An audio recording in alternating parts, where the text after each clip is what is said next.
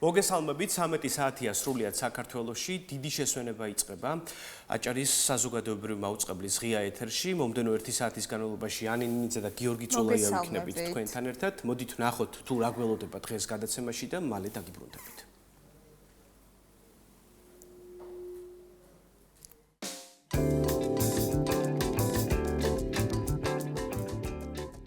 დღეს გადაცემაში ნახავთ მენჯბარწაყის სახსარი, ენდოპროტეზირება და ახალი სტანდარტი საქართველოში. გადაცემის სტუმარია მიხეილ მიქელაძე, ორთოპედ-ტრავმატოლოგი. ახალგაზრდობა ბათუმში, დარჩენა თუ წასვლა, განათლება, დასაქმება და სხვა პერსპექტივები. თემაზე ვრცლად ისაუბრებს სტუდენტი თათული სირაძე. როგორია ტოქსიკური ურთიერთობები და როგორ მოქმედებს ის ოჯახსა და განსაკუთრებით ბავშვზე. თემაზე ვრცლად ისაუბრებს ფსიქოლოგი ირმა ფეიქრიშვილი. შერეული ორთაბრძოლები. გადაცემის სტუმრებია აჭარის შერეული საბრძოლო ხელოვნების ფედერაციის პრეზიდენტი ლევან ცინცაძე. პირველი და ერთი მსოფლიო ჩემპიონი შიო გენჯაძე და აჭარის სპორტის დეპარტამენტის უფროსის მოადგილე ასლან ბალაძე.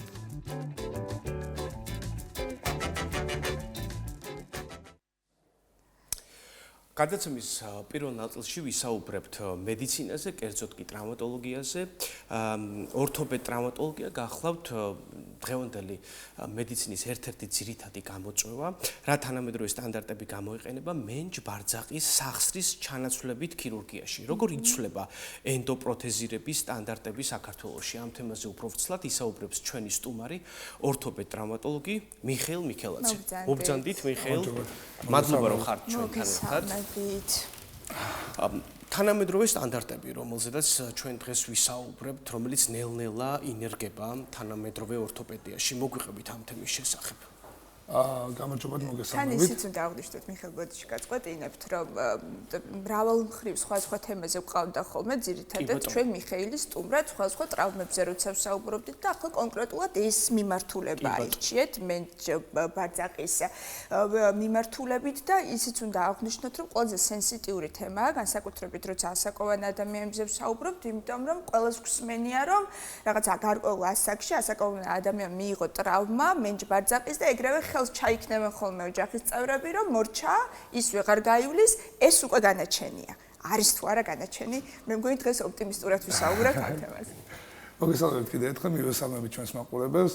ეს განაჩენი არ არის. ეხლა რაც შეეხება თანამედროვე მიღწევებს მედიცინაში, ზოგადად არა მარტო ორთოპედიაში, მედიცინა დღეს ძალიან ჩქარი ტემპით მიიწევს წინ. ყოველწლიურად ახალი მიგნება კონსერვატიულ მკურნალობაში, ქირურგიული მეთოდების ჩარევის სხვა ფორმები ინერგება. თუმცა თქვენ სწორად აღნიშნეთ, მე სხვა ჩემ პროფილში ფართ ასპექტით მოვაწეობდი, თუმცა ბოლო 2 წელია გადავწყვიტე ფოკუსირებული მუშაობა მენჯ-ბარძაყის და მუხლის სახსრების ჩანაცვლებით ქირურგიაზე და ეხლა შევეცდები აგიხსნათ როგორ მივედი აქამდე. რამდენიმე წლიანი პრაქტიკული მუშაობის განმავლობაში გაჩნდა რაღაც სტატისტიკები. ეს იყო ძირითადი ჩივილები, პირობითად მენჯ-ბარძაყის და მუხლის დეგენერაციული დაავადებები. შესაბამისად გაჩნდა ინტერესები ქირურგიულ ჩარევების მიმართ და ეს იყო ენდოპროთეზირება. ეს არის ერთ-ერთი ყველაზე კარგი ოპერაცია, აკეთებ ოპერაციას და შედეგი მალევე დგება. ეს არ არის ეს ოპერაცია, რომელსაც რამდენიმე თვე ელოდება პაციენტი, რომ მიიღოს სასურველი შედეგი. მოდით განვმარტოთ, ანუ ბუნებრივი სახსრის მაგივრად, ესე იგი ჩვენ ბიომექანიკური სახსრის, ხელოვნური სახსრის ჩართმართება მენჯ-ბარძაყის სახსრად. პროთეზის სახით, ხო? პროთეზის სახით. როგორ ხდება თქვა აქ ორგანიზმის ადაპტაცია, რა პერიოდს მოითხოვს საინტერესო ამ დეტალებზე რომ მოკლედ, მაშინ რამდენ რთული ოპერაციაა. იმიტომ რომ მე ვიცი რომ ახალგაზრდებსაც აწუხებს. ერთ-ერთ ჩემს მეგობარს აქვს მსგავსი პრობლემა და გამოჯამთელებას უსურვებ მალე. თქვათ ამ შემთხვევაში რა პერიოდი სჭირდება რეაბილიტაციას, ორგანიზმი რამდენად მიიღებს, თქვათ ამ ახალ უცხო სხეულს ამ ყველაფერზე რომ ვისაუბროთ. კარგით, მე შევეცდები უფრო რაღაც თანმიმდევრული ვიყო, რომ სტრუქტურა შევინარჩუნოთ და უფრო მარტივად გასაგები და ახსნადი იყოს. მოკლედ, მენჯ-ბარძაყის სახსრის ქირურგიული ჩარევა და მისი რეაბილიტაცია დამოკიდებულია მის მოცულობაზე. ანუ რამდენად აგრესიული იყო ეს ქირურგიული ჩარევა. ნებისმიერ ვარიანტში თქვენი სახსარი აღარ აგავთ და ხელოვნური სახსრის იმპლანტაცია ხდება. ეს თავისთავად უკვე დიდი ჩარევა არის. ამიტომ სტანდარტული მიდგომები ეს იყო უფრო ლატერალური, ანუ უკანა მიდგომა ევროპაში, ძირითადად პოსტსამჩა და კავშირის ქვეყნებში და შედეგი იყო. ანუ ქირურგიული ჩარევის შედეგი იყო, ასეთ მოქონდა პაციენტისთვის ნაკლებად კინოვი ცხოვრება, თუმცა ეს იყო გრძელვადიან პერსპექტივაში. თანამედროვე ცხოვრების წესმა, ანუ ამ ყველას გვეჩქარება, სადღაც ამ რეაბილიტაციაც გახადა აუცილებლობა მოკლე რეაბილიტაციის ვადების, ანუ პოსტოპერაციო ვადების თვითონ წოლა უკვე აღარ არის ოპტიმალური ვარიანტი. ამიტომ გადავხედე რა რეალობაში ვიყავით, ანუ რაზე იყო ძირითადი მოთხოვნილება და აღმოვაჩინე რომ მეჯბარძაყის სახში ჩანაცვლებაში, ანუ ასევე მუხში, თუმცა მაგაზე მე ვილაპარაკოთ, არსებობს წინა მიდგომა, რომელზეც დღეს თანამედროვე მსოფლიოს დაახლოებით 60% ორთოპედ-ტრავმატოლოგების პირველადი ქირურგიული ჩარევის დროს, ანუ ამ ქირურგიული ჩარევის მეთოდს იყენებენ, ეს იძლევა საშუალებას განაკვეთი გაკეთდეს ისეთ პროექციაზე, სადაც ჩვენ ვიყენებთ კუნთებს შორის ბუნებრივ სიცარიელეს, რათა მივაღწიოთ სახსარს. ანუ აღარ გვიწევს არც ერთი კუნთის გაჭრა, მართლა არც ერთი კუნთის გაჭრა არ გვიწევს. რაც პირდაპირ მოქმედებს, რომ ანუ ნაკლები სისხლი დანაკარგია, ჰოსპიტალიზაციის ვადები შემცირებულია, ჩამოსულია 2 დღეზე. კუნთი არ ზიანდება, რაც თქო. ხო, ანუ აქ რეაბილიტაცია დაჩქარებულია და წინა მიდგომა ასევე ინარჩუნებს კაფსულას, ანუ სადაც სახსარია უშუალოდ, რაც ამოვარდნილობის რისკებს გვიმცირებს. აი ამ კუთხით კვალიფიკაციის ნაკლებობა იყო თითქოს ჩვენს ქვეყანაში და იყო აუცილებლობა უცხოეთში გარკვეული მასტერკლასების და ტრენინგების გავლის, იმიტომ როგორც ვიცით თქვენ გაიარეთ ეს პრაქტიკა სწორედ და მოდით ამაზეც ვისაუბროთ, რა სტანდარტებია კონკრეტულად ამერიკაში და რა შეგძინათ ამ ცოდნა. მოდი დავიწყოთ იმით, რა გვაქვს ჩვენ დღეს რეალობა საქართველოში. და შევადაროთ. რეალობაში გვაქვს საქართველოში გვაქვს რეალობა, სადაც არიან ძალიან კარგი სპეციალისტები ყველა დარგში. ანუ თუმცა გარკვეული პროგრესის ნაწილი არ არის შემოსული ქვეყანაში. ჩვენთან არ არის ნაკლები ფინანსური ინტერესია დიდი კომპანიების, ან პატარა ქვეყანა ვარ ცოტა მოსახლეობით, ამიტომ რაღაც ვარიანტში წვდომადი არ არის, ან პრობლემატური იყო და განათლების სისტემა არის დახურული.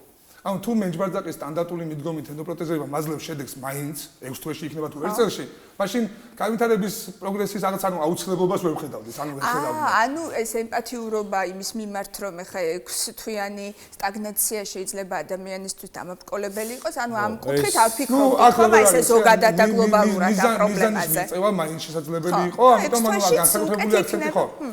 ამას დაჭირდა დრო. აი ჩემი მხრიდან მაგალითად მე ამერიკაში 2 ფელოუშიპი გავიარე. ეს არ არის უბრალოდ ყურება, ანუ ვიდეოების ან რაღაც საგამართლებო მასალას. ეს ხო, ეს არის აქტიური ჩართულობა. პირველი 2024 წელს იყო 8 კვირიანი ფელოუშიპი, მეორე 2025 წელს 6 კვირიანი. ეს ფელოუშიპები 3 ნაწილისგან შედგება ხოლმე. პირველი არის observation, ანუ უყურებ უცნობით რეალობას. მეორე არის surgical assistance, როცა ქირურგის ასისტენტები ვართ და ვეხმარებით უშუალოდ მონაწილეობთ ოპერაციულ ჩარევებში და მესამე არის კედავერლაბები, ანუ ანატომიურ გვამურ ანატომიაზე ვაბარებთ ტესტებს.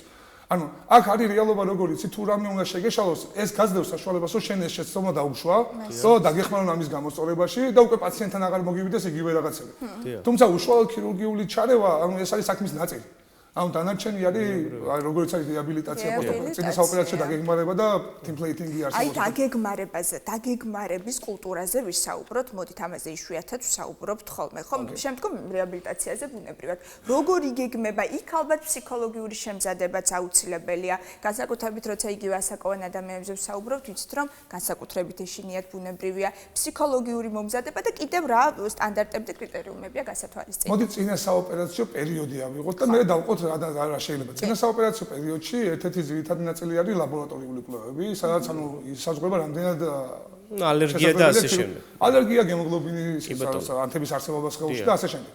მეორე არის პაციენტის მომზადება. თუ ეს პაციენტი დიდი ხანია ტკივილს შეწუხებული ყავს, შეზღუდულია მოძრაობა, აქ კუნთოვანი აპარატის გარკვეულწილად დეგენერირებულია უკვე და ამიტომ ჭირდება ფორმაში მოყვანა. ანუ წინასწარ ჭირდება რეაბილიტაციის გავლა, რომ კარგი შედეგი მიიღოს. კი ბატონო. უშუალოდ პრეოპერაციული დაგეგმარება ეს არის ოპერაციის ის ნაწილი, როცა ჩვენ წინა საოპერაციო კვლევისას ვაკეთებთ მეჯბარძაყის ბილატერალურ რენტგენოგრაფიას, სადაც ძვლები ჩანს. ვახდეთ მის კალიბრაციას, ანუ ნამდვილი ზომების გამოთვლას და ვიწყებთ წინა საოპერაციო ტემპლეიტინგს. ვარგებთ რომელი ტიპის იმპლანტი ჭირდება, რა ზომის უნდა იყოს ეს იმპლანტი, როგორი კუთხით უნდა იყოს განთავსებული, რომ მაქსიმალურად აღვადგინოთ იდეალური ბიომექანიკა. ეს გვაძლევს საშუალებას საოპერაციოში არ დაგვდეს სიურპრიზი. ანუ წინასწარ ვიცით ის კეთება, ინტუიტივად არ მუშაობ. და ვიცით ის კეთება გვინდა, როგორ გვინდა ამის კეთება, შესაბამისად შედეგებიც ანუ ნაკლები ინვაზიურობით უფრო უკეთესები. ეს კულტურა ზოგადად დანერგილი არის ჩვენს ქვეყანაში ყოველთვის ეს ზედმიწევნით მომზადება იმისთვის რომ გაუთვალისწინებელი. წინა საოპერაციო მომზადებები ან ნახეთ როგორ რაღაც არის. მე ვერ ვიტყვი, ანუ წინა საოპერაციო სტანდარტული მომზადება ის როგორც ლაბორატორიული კვლევები და პაციენტის მომზადება ქირურგიული ჩარევისთვის აბსოლუტურად ყველგან არის და ამის გარეშე არ წარმოებს ქირურგიული ჩარევა. რაც შეეხება წინა საოპერაციო ტემპლეიტინგს არის რესურსი საქართველოში, მე ვერ ვიტყოდი რომ ეს რესურსი ჩემი ჩამოტანილია, აქ არის ტემპლეიტინგი მაყურებელი კითხავს, რას გულისხმობს ეს არის მეთოდებული შაბლონი. არა, ტემპლეიტინგი არის, ეს არის შაბლონირება. ანუ რენტგენოლოგიურ კვლევაზე მორგება იმპლანტის. ანუ მე ოპერაციას საოპერაციო მაგიდამდე სანამ მიგიყვანთ, უკვე ვიცი რა ზომის იმპლანტი გასაჭიროებათ, როგორი კუთხით უნდა გადავწესოთ, თქვენთვის სასურველი შედეგი, ანუ სასურველი შედეგი ზოგადად მაგიდამდე. და ვინ ამზადებს? აი ხა უცებ ესე გონებაში ვფიქრე, იქნებ 3D პრინტერიც ანუ რას იყენებთ აი ტექნოლოგიურად? ამისთვის პაციენტის რენტგენოლოგიური კვლევა, რომლის კალიბრაცია ხდება, ანუ დაახლოებით არსებობს კალიბრაციული ბურთულა, რომელსაც რენტგენზე პაციენტთან დაგუღებს სურათს. ამ ბურთულის ზომა წინასწარ ვიცით, ეს შეგყვავს კომპიუტერში და ეს გვაძლევს ზუსტ კალიბრაციას უკვე ძვალზე, პაციენტის ძვალზე. ანუ მე უკვე ვიცი თქვენი ძვლის ზომა. ორ სიბრტყეში მყოფნის 3D აუცილებლობას წარმოადგენს და არსებობს სხვადასხვა ფორმა, ელექტრონული შაბლონები არსებობს იმპლანტების, რომელსაც ვიყენებთ, არსებობს მექანიკური ხელით დასადები გამჭვირვალეები და შესაბამისად ამით წინასწარ ვარკვევთ, ანუ საოპერაციოში რა ზომის იმპლანტამდე უნდა ავიდეს ფეხი მაგალითად. ანუ არ მიწევს მუდმივად გადაკონტროლება იმისი, რომ სადავარ ანუ მივაღწიეთ ვერა სასურველ ზომას. ანუ თუ წინასწარ ვიცი, უფრო ახლოს ვიწყებ ამის კონტროლსაც, დროში მოგებას მაძლევს. თუმცა რომ არა ბოდიში გიო ეს ტექნოლოგიური შესაძლებლობა, რომელიც მილიმეტრებში საზღვრავს რამხელა იმპლანტია საჭირო, ალბათ ამას კიდევ ცალკე დრო დასჭირდებოდა, ხო? და ესეც სიზუსტის მიღწევა ძალიან რთული იქნებოდა ამ ტექნოლოგიის. აქ ალბათ ვერ ვიტყვი, რომ აი მაინდა-მაინც მილიმეტრობა, ნახეთ ქირურგიული ჩარევა მაინც ხელია. ანუ უშუალოდ ინტრაოპერაციულად მაინც შეიძლება მოხდეს ცვლილებები. თუმცა ეს გაძლევს წინასწარ რეალობას, რომ პირობითად აი თუ 7 ზომა ფეხის გამოყენებას ვაპირებ, ანუ ადრე არ დავიწყო რენტგენ კონტროლები, დრო არ დავკარგო ამ ყველაფერში და ავიდე დაახლოებით 6-ზე და მე თუ ხელზე ვიგრძენი, ანუ სადღაც ახლოს ვარ, მე გადავაკონტროლო. რაც დროს ამცირებს. მიხეილ, მოდი გითხარი რა დროს ხდება საჭირო ორთოპედიული ოპერაცია, გულისხმობ იმპლანტის ჩადგმა. ეს თქვათ ხშირად განპირობებულია ტრავმის შედეგად, თუ უბრალოდ თქვათ ასაკობრივია, როდის ხდება მოკლედ პროთეზით ბუნებრივი სახსრის ჩანაცვლება? ჩანაცვლების ძირითადი მიზეზი არის ტკივილი. მოდი ბიომექანიკა შევეხოთ. ართროზი, ამ დეგენერაციული დაავადება, ეს გამოწვეული იქნება ტრავმით, ასაკობრივი ცვლილებებით თუ სხვადასხვა პათოლოგიური პროცესებით. არის ბიომექანიკური ხასიათის პრობლემა, როდესაც ხრტილოვანი საფარი განლეულია და იწყება ძვლის მექანიკური კონტაქტი ზღვაზე. ეს გვაძლევს ტკივილს. ამიტომ ტკივილი თუ მედიკამენტოზურ მკურნალობას, ანუ კონსერვატიულ მკურნალობას წამლებით არ ექვემდებარება და რომელიც აღდგენას ემსახურება. ხო, აღდგენას განკურნებას ანთებითი პროცესების თუ ამ ტიპის მკურნალობას არ ექვემდებარება და მუდმივი ხასიათის ტკივილი გრძელდება, ტკივილი იწვევს კომპენსატორულ სიკოჭლეს. ეს არ შეიძლება, ანუ შეიძლება არ იყოს უშუალოდ სიკოჭლე, თუმცა თავის ტვინით ცდილობს განტვირთოს სახსარი, რომელიც ტკივა. ამიტომ სხვა სახსრების გადატვირთვა მიდის, ორთოპედიული დარღვევები მიდის, წელის ტკივილი ეწევა პაციენტებს და რაც უფრო დიდხანს გრძელდება ეს პროცესი. პოსტოპერაციულად მიუხედავად იმისა, რომ ჩვენ ამ დაავადებულ სახსარს სულით რეაბილიტაციის პერიოდი მაინც დროში იწყება რა. ამიტომ ძირითადი მიზეზი, როდის უნდა გავიკეთოთ ქირურგიული ჩარევა, ეს როცა ტკივილი აღარ გვარდება კონსერვატიული მკურნალობა. აი აქ ჩდება ავტომატურად ერთი შეკითხვა, ყველას აწუხებს ახლა გვსმენია ზოგს წელი ტკივა, ზოგს ფეხის ტკივა, ზოგს სახსრების ტკივა, ახლა არ ნიშნავს იმას, აპრიორი ყველა სჭირდება პროთეზის ჩასმა, ხო? ხელოვნური სახსრის მაგივრად. მოდით ვთქვათ, როგორ შეიძლება მოუაროთ სახსარს ბუნებრივ პირობებში. ვთქვათ, როდესაც გადააბიჯებს ადამიანი, ვთქვათ, ოსტას. როცა ტრავმა არ არის და როცა ტრავმა არ არის, ხო? როგორ შეიძლება პროფილაქტიკა, რას გულისხმობთ?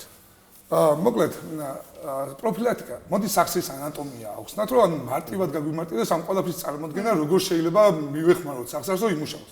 სახსარი არის ჩვენი ბიოლოგიური ნაწილი, რომელიც მექანიკური როლს ასრულებს და ეს არის ორი ძვლის მოძრაობის შეერთება. ეს ძვლები დაფარულია ხრტილოვანი საფარით, შეკრულია ერთ სასახსრე ჩანთაში, ხრტილოვანი საფარი გამოიმუშავებს ჰიალურონის მჟავას, სახსარში მოძრაობები არის სადა, სრიალა, გლუვი და ვარდბედნიერები. ამ ყველაფერს აქ რეგენერაციის უნარი.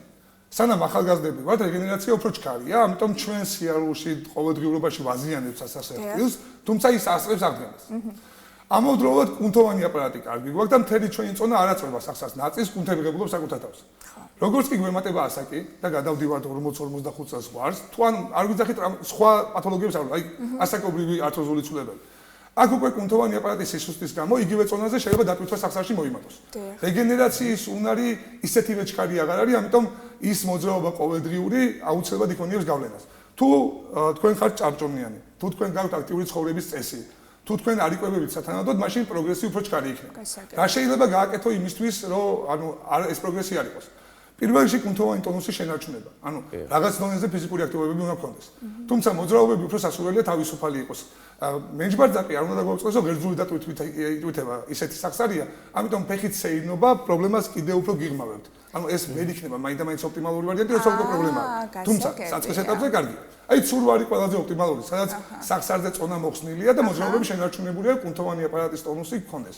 ეხლა შეიძლება საკვები არის გლუკოზამინი და ხონდროიტინი დიდარი ნივთიერებები უნდა მივიღოთ. არსებობს როგორც საკვებში, ასე როგორც საკვები დანამატები, ეს არ არის რეგისტრირებული როგორც მედიკამენტი, არამედ რეგისტრირებული როგორც საკვები დანამატები. მათი მიღება თეორიაში ხელს უწყობს სახსარსო კონდეს მეტი საშენი მასალა რეგენერაციისთვის და ამ შემთხვევაშიც დაავადების პროგრესირებას ვანელებთ. თუმცა არ არსებობს ართროზული პროცესისგან განკურნება. ეს არის პროცესი, რომელიც უკვე ბიომექანიკური შედეგია. ისაც განკურნებადია, ეს არის არტრიტი, ანთება სახსრის. ანუ ერთჯერადია. რატომ არის არ მინდა ხა თემას გადავუხვევ, მაგრამ რადგან ვახსენეთ არტრიტი, რატომ არის ასეთი აქტუალური? განსაკუთრებით ამბობენ, რომ ბათუმშიც ნესტია კიდევ უფრო აქტუალურიაო. თითქოს ყველა წუხს განურჩევათ ასაკისა, მხოლოდ ასაკოვან ადამიანებს არ აწუხებთ. სულ რაღაც აქვთ კივა. ჩვენ აღნიშნეთ ჩემი ფოკუსირების შესახებ და მე ვთვლი რომ ჩემი ერთ-ერთი განსაკუთრებული სკილი არის არ შევიდე იქ სადაც ჩემთვის ნაცნობი სივრცე არ არის.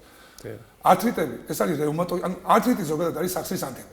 თუ ამას ან წინაპირობა არ აქვს რეუმატოიდული აუტოიმუნური დაავადება არ არის, არტრიტი არის ჩვეულებრივი ანთება, რომელიც არასტეროიდებით მედიკამენტოზულ მკურნალობაზე იკურნება და აღარ მეორდება. თუმცა ჩვენ არტრიტებზე ძირითადად წარმოგვიდგენია რეუმატოიდული არტრიტები და ეს აუტოიმუნური დაავადება არის, რომელიც პაციენტს მუდმივად აქვს.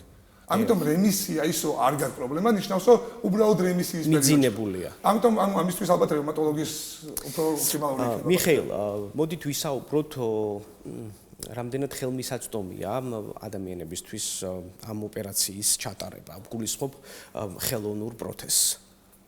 ხელმისაწვდომობას ფინანსური ჭრილით ვარ. ფინანსდება თუ არა სახელმწიფოს მიერ? საყოველთაო ჯანდაცვა პენსიონერს, აპენსიო ასაკის მოსახლეობას უფინანსებს. თუმცა აქ შემიძლია ჩემი კოლეგების ხმა თქვენი ეთერით გავაჟღერო, რომ ეს გამოყოფილი თანხა, ანუ არ დავკონკრეტებით ციფრებზე, არ არის საკმარისი იმისთვის, რათა ადეკვატური ქირურგიული ჩარევის წარმოება შეძლო. აი თუნდაც თუ გადახედავთ სამედიცინო ბაზარს, პირობითად იმპლანტის ღირებულება შეადგენს ძირითად ნაწილს ოპერაციის ღირებულებისას. სადაც აღარ რჩება არაფერი, ანუ სტანდარტ სხვა დაპუსტი ბოდიში სხვა რაღაცების დასაკმაყოფილებლად ის არის საოპერაციო დანახარჯებია, ანუ რაც უფრო მაღალ ტექნოლოგიური ხდება ოპერაცია. აი იგივე სკაფანდრი, რომელიც სურათებშია, ეს დაახლოებით $15 ხარჯია ზედმეტი ერთ პიროვნებაზე საოპერაციოში. თუმცა პაციენტის ინფექციური გართულების რისკს ამცირებს. ამიტომ თუ ჩვენ საუბრობთ რომ ესეთი რაღაცების გამოყენება გვინდა და პროგრესში გვინდა რომ გავიდეთ, ანუ სტანდარტულად გამოყოფილი ეს თანხა არ არის ამისთვის საკმარისი. დიახ. ამ შემთხვევაში უკვე პაციენტს ოჯახს უწევს, ხო? ჩვენ არის ნახეთ რომ ყველას არ უფინანსებს საყოველთაო ჯანდაცვა. აქ სპეციფიური სპექტრია, ანუ ვის უფინანსებს, ვის არ უფინანსებს. ამიტომ პაციენტს აქვს არჩევნის უფლება. შეუძლია უარი თქვა საყოველთაო ჯანდაცვის დაფინანსებაზე და მიიღოს როგორც შიდა სტანდარტის სერვისი რა.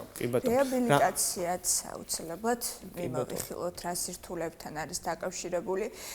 ჩატარდა ამხელა ოპერაცია, ასეთი რთული ოპერაცია და შესაძლოა ისეთი შეცდომებით დაუშვას პაციენტმა, რომ იცევ თავიდან კონდეს გასაკეთებელი ოპერაცია, ხო? იგივე ჭარბიწონის შემთხვევაშიც ვისაუბროთ, ალბათ მკაცრი დიეტა, აი მოგვიყევით რეაბილიტაციის პერიოდზე, მისთვის შენარჩუნდეს ახლა შრომა. მოკლედ, რეაბილიტაცია. ზოგადად ყველაფერი ჩვენთან იწყება განათლებით. ანუ პაციენტის განათლებით. მე აქედანაც ვცდილობ, რომ პაციენტებს გავაგებინო რა არის ძირითადი პრინციპები. ჩემი პაციენტი, რომელიც ჩემთან იკეთებს ოპერაციას, ანუ წინასწარი ინფორმირებულია, რამდენიმე ბროშურა აქვს წაკითხული იმის შესახებ, რა არის ენდოპროთეზება, რატო უტარდება და რა შეიძლება სამომავლოდ შეეზღუდოს.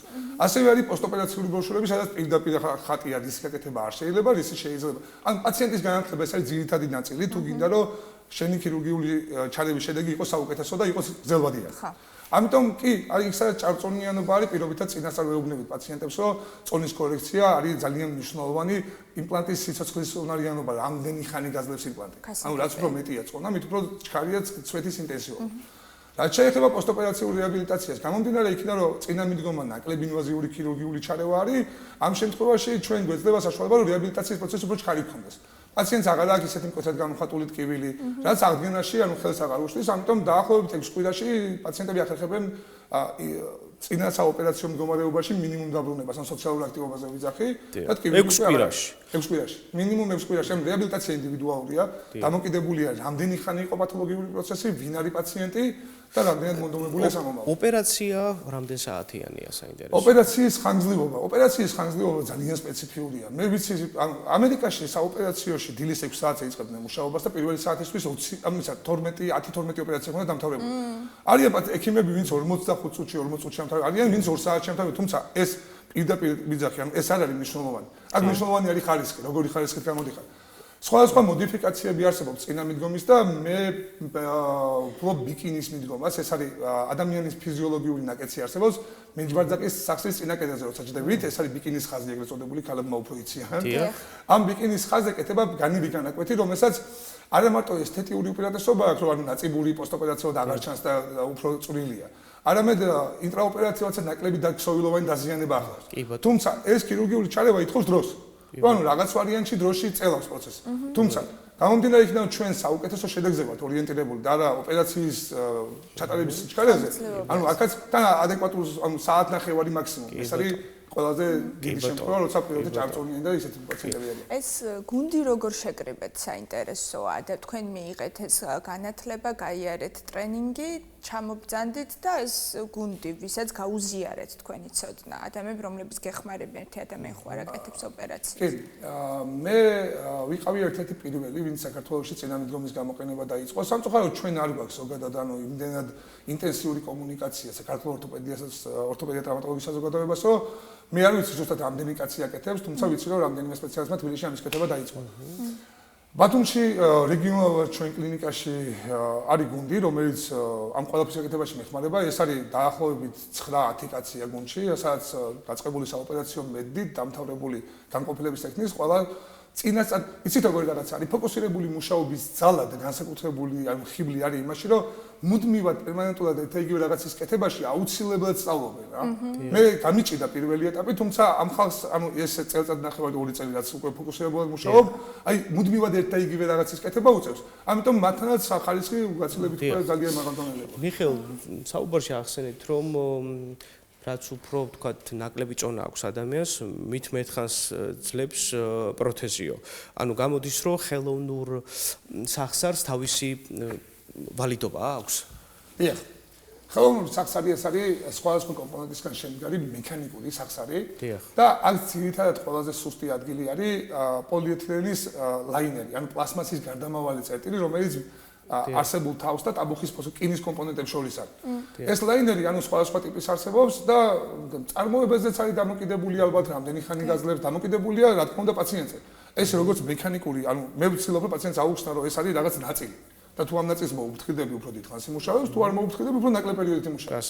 და ჭირდება აუცილებლად რეგულარული კონტროლი რამ მდგომარეობაში. აჰა, ანუ კონტროლიც აუცილებელია. დიდი მადლობა. გააკეთა და დაივიწყე არ შეიძლება. არ შეიძლება, დიდი მადლობა მიხეილ. ახლა წარმოვიდგინე, როცა გუნდი იყურება, ადამიანის სიცოცხლის გადასარჩენად ერთ ტალღაზეს ხდებიან. ალბათ შემდგომ რაღაც ახალ გუნდთან მუშაობა რთულდება, ხო?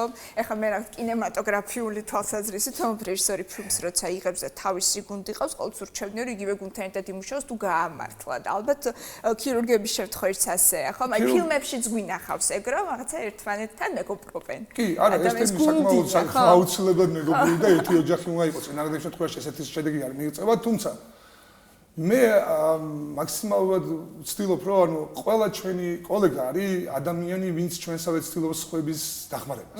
ამიტომ ესეთი რაღაცის ანუ საკუთარი თავისთვის შენახვა მაინდამაინც ოპტიმალური ვარიანტი ვერ იქნება და გაზიარება აუცილებლად ითხოვს სხვადასხვა გუნდთან მუშაობას, თუმცა ამას ვახერხებ და წარმატებები. არ არის პრობლემა. დიდი მადლობა დამაიმედებელი პროგნოზისთვის, ახალი სტანდარტები დაინერგა ამ მიმართულებით და მიხეილ მიქელაძე საუბრობდა ამ თემაზე. კარგად სამდროა და ჩანს სახსრთელობას უსურვებ ჩვენი მოსახლეობას. დიდი მადლობა.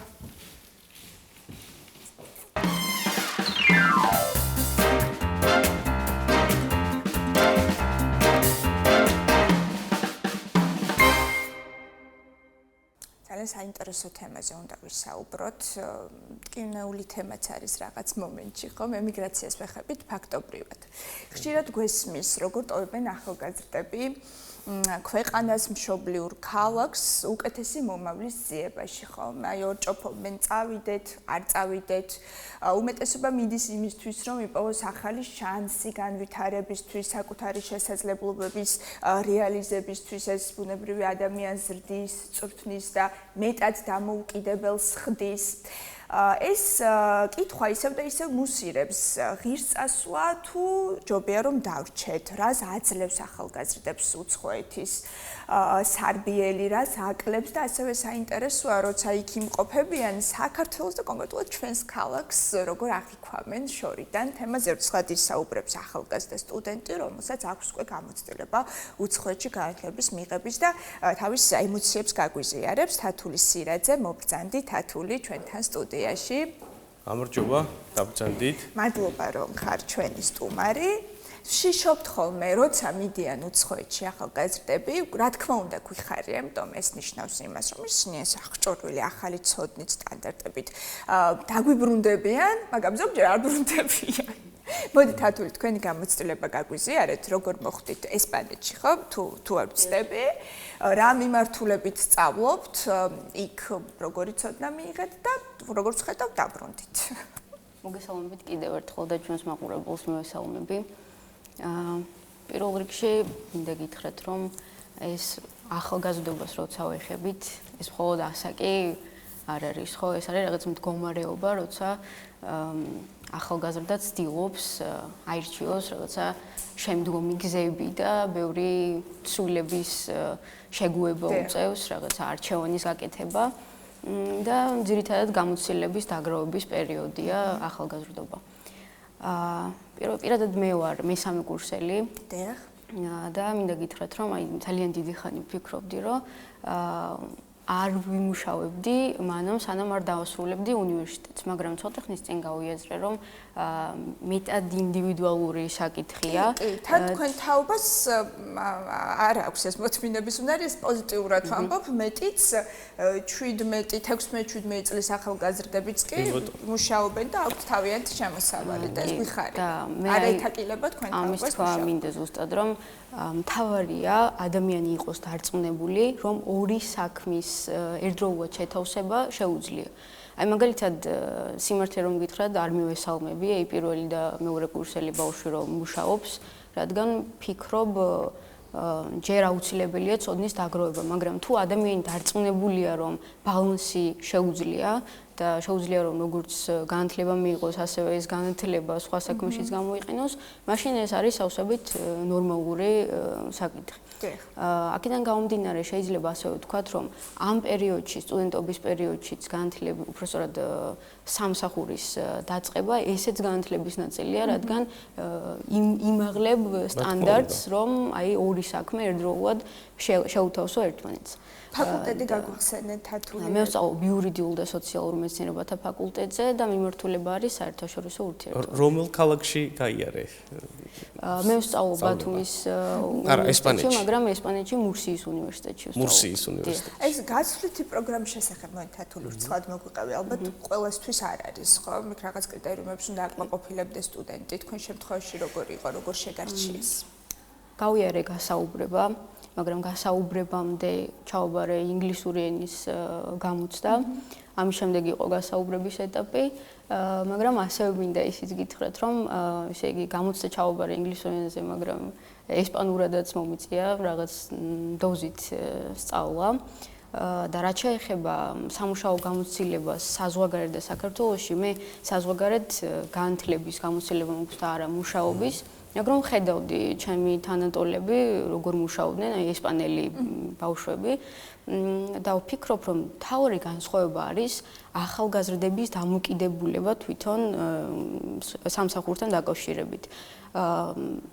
იქ შეიძლება დაბალი საფეხურიდან სამსახურის ძიება და შემდეგ უკვე ეტაპობრივად წინ წასვლა იყოს ჩვეული ამბავი, არ იყოს რაღაცა რთულად აღსაქმელი, მაგრამ შეიძლება ითქვას, რომ საქართველოში დიდი პრობლემა, რასაც ახალგაზრდები აწყდებიან, ეს არის როცა მათთვის არის ეს სტიგმა კიდე? კი, ჩემი აზრით არის, მაგრამ აუცილებელია რომ აღმოიფხვრას, რადგან ვფიქრობ რომ სამუშაო და აუცილებლად საზღვარგარეთ წასვლა ეს არის ცოტა ზედმეტად შეფასებული ამბავი. თქვენ როგორ ფიქრობთ სტუდენტები რომლებიც საზღვარგარეთ განათლებას იღებენ და მათ აქვთ ცთუნება რათა დარჩნენ უცხოეთში, კონდეთ უფრო მაღალი ანაზღაურება ვიდრე საქართველოში, მეტი პერსპექტივა, უფრო მეტი შესაძლებლობები, როგორ უნდა გადაწყვიტონ, აქ არჩევანი როგორ უნდა გააკეთონ, უნდა დაბრუნდნენ საქართველოში თუ დარჩნენ უცხოეთში. იცით რა, აი საზღვარგარეთ განათლებაც მაქვს უკვე მიღებული და ვიცი რამდენად მნიშვნელოვანია იქაური სტანდარტები და გამოცდილება, მაგრამ ვფიქრობ რომ და არა მხოლოდ მე, ყველა ალბათ ქვეყნის მოყვარული ადამიანი ფიქრობს რომ სასურველია ყველა მიღებული გამოცდილება საბოლოოდ მაინც ჩვენს ქვეყანას მოხმარდეს. ამიტომ ვფიქრობ, რომ ყველანაირი გამოცდილება იქნება ეს სამუშაო თუ საგანმანათლებლო, საბოლოოდ საქართველოში რო იყოს ინვესტიცია ამ ყველაფერში. სხვა გითხარით, ათული იყავი ესპანეთში გარკვეული დროის განმავლობაში, როგორი იყო სწავლების მეთოდები, რა არის მთავარი და ფუნდამენტური რაც ისწავლეთ? იცით რა, როცა გაცვლითი პროგრამა არის ახლა განსახილვარი, რა თქმა უნდა დამოუკიდებლობასთან გვაქვს საქმე, ხო, რაღაც წილად არის დამოუკიდებლობა და ესეც რა თქმა უნდა ცალკე კიდევ გამოცდილებაა, როცა დამოუკიდებლად გიწევს ყველაფრის გაკეთება. მაგრამ ასევე შეიძლება ითქვას, რომ ამ ყველაფრის საქართველოში გაკეთებაც არის შესაძლებელი და ამ შემთხვევაში შეიძლება ჩვენ შევეხოთ უკვე დამსაქმებელს, რადგან აი ახალგაზრდა, რომელსაც გააჩნია პოტენციალი და დამსაქმებელი ამ ყველაფერს დადებითად აფასებს, რა თქმა უნდა შეიძლება რომ ის საფეხური, რასაც აი ახალგაზრდობის პერიოდიდან იწყებს სტუდენტი, რა თქმა უნდა, აი რაღაცა საწყისი ეტაპი საფეხური გაიაროს, რომ შემდეგ უფრო მაღალ როცა საფეხურებზე გადავიდეს. ამიტომ ეს დასაწყისი ვფიქრობ, რომ საქართველოშიც არსებობს და ასევე საზღვარგარეთ. თუმცა მაინც იქნება გარკვეული სხვაობები, ასე მგონია, ხო? იგივე იურიდიული მიმართულებით, რაც ეს ფაკულტეტი აქტუალობას არ კარგავს არც ერთ თაობაში, ყოველთვის მოთხოვნადია და იმაზე მეტი იურისტი ვყავს, ვიდრე არსებობს დასაქმების პერსპექტივა, ხო? ეს იმას ნიშნავს, რომ კონკურენცია არის ძალიან დიდი. და ალბათ აი უცხოეთი ალბათ სწორედ ამას აძლევს ადამიანს, რომ შესაძლოა იცოდეს ის, რაც თავისმა კოლეგამ არ იცოდეს, რომელსაც არ ქონია ეს გამოცდილება. აი რა იყო ყველაზე ესეთი ფუნდამენტურს იმიტომ ვამბობ, რაც იქ გაიგეთ, იქ შეისწავლეთ და სურვილი გექნებოდათ, რომ დაინერგოს აქ. აი ყველაზე მთავარი ახლა იურიდიულიც რო ახსენეთ და მეც იურიდიულ ფაკულტეტზე ვარ, მართალია რომ მართლაც არ კარგავს ხიბლს და აქტუალობას, რა თქმა უნდა, და ასევე შეიძლება მართლაც წარმოადგენდეს ხო ინდივიდის ინტერესს ამ საკითხთან დაკავშირებით, მაგრამ როცა თანამედროვე ეტაპს განვიხილავთ, რამდენი ახალი პროფესია შემოდის ტექნოლოგიურ განვითარებებთან ერთად. და შეიძლება რომ რაღაცნაირად გადანაწილდეს ეს მოთხოვნები ახალგაზრდების სხვადასხვა პროფესიებზე, მაგრამ აი როცა სტუდენტი უკვე ასრულებს სწავლას და უკვე ეძებს თავისი პროფესიით სამსახურს, მე ვფიქრობ რომ არა უშავს თუ პირველივე სამსახური არ იქნება თავისი პროფესიის მიხედვით. ანუ რა თქმა უნდა შეიძლება რომ აი მაგალითად იურიდიულზე რო საუბრობ და პირველი სამსახური მაგალითად ახალგაზრდისთვის არ იყოს იურიდიულ სფეროში, ეს არის სავსებით ნორმალური, რადგან ყველგან შეიძლება გამოცდილების მიღება. მაინც ანუ პროგრესი არის ამ ახალ თაობას, ხო? მუშაობენ სხვადასხვა სფეროში, ახალგაზრდები სიავნებით გვეგებებია, როცა მომსახურეობის სფეროში არიან, ხო? და ეს ყველაფერი რა თქმა უნდა გამოცდილებას გაძლევს. არ არსებობს რაღაცა მოვლენა, სიტუაცია, რომელსაც არ გააჩნია გამოცდილება, ამიტომ დასრულეთ და კითხავთ. დავსრულეთ. აი იცით, თავარი განსხვავება რა არის ესპანელ ახალგაზრდებსა და ქართველ ახალგაზრდებს შორის? მოდით ამ თემაზე ვისაუბროთ. ის გავიგეთ, რომ მუშაობა იქ უყვართ და თავის დროზე მუშაობენ, ეს ტენდენცია ჩვენთანაც შეინიშნება და გვიხარია ყველას, თუმცა აი როგორ იყო მათი ყოველდღიურობა, დამოკიდებული ამბობენ, რომ ზოგადად ესპანელები ქართველებს გვანანო და საინტერესოა სტუდენტების შემთხვევაში როგორ იყო? ხო, სტუდენტების შემთხვევაში ახლა როცა საგამომთბებო სივრცეში გავიცანი ჩემი ტოლი ახალგაზრდები, ვფიქრობ, რომ იყო რა თქმა უნდა რაღაც დონეზე მსგავსება, მაგრამ როცა ქართულს და ესპანელს ვადარებდი, მაინც არსებობს დიდი განსხვავება. ალბათ არ ვიცი, ცხოვრების წესი, კი, დამოკიდებულება სამყაროს მიმართ, ყველაფერში სხვაობა აღმოვაჩინე.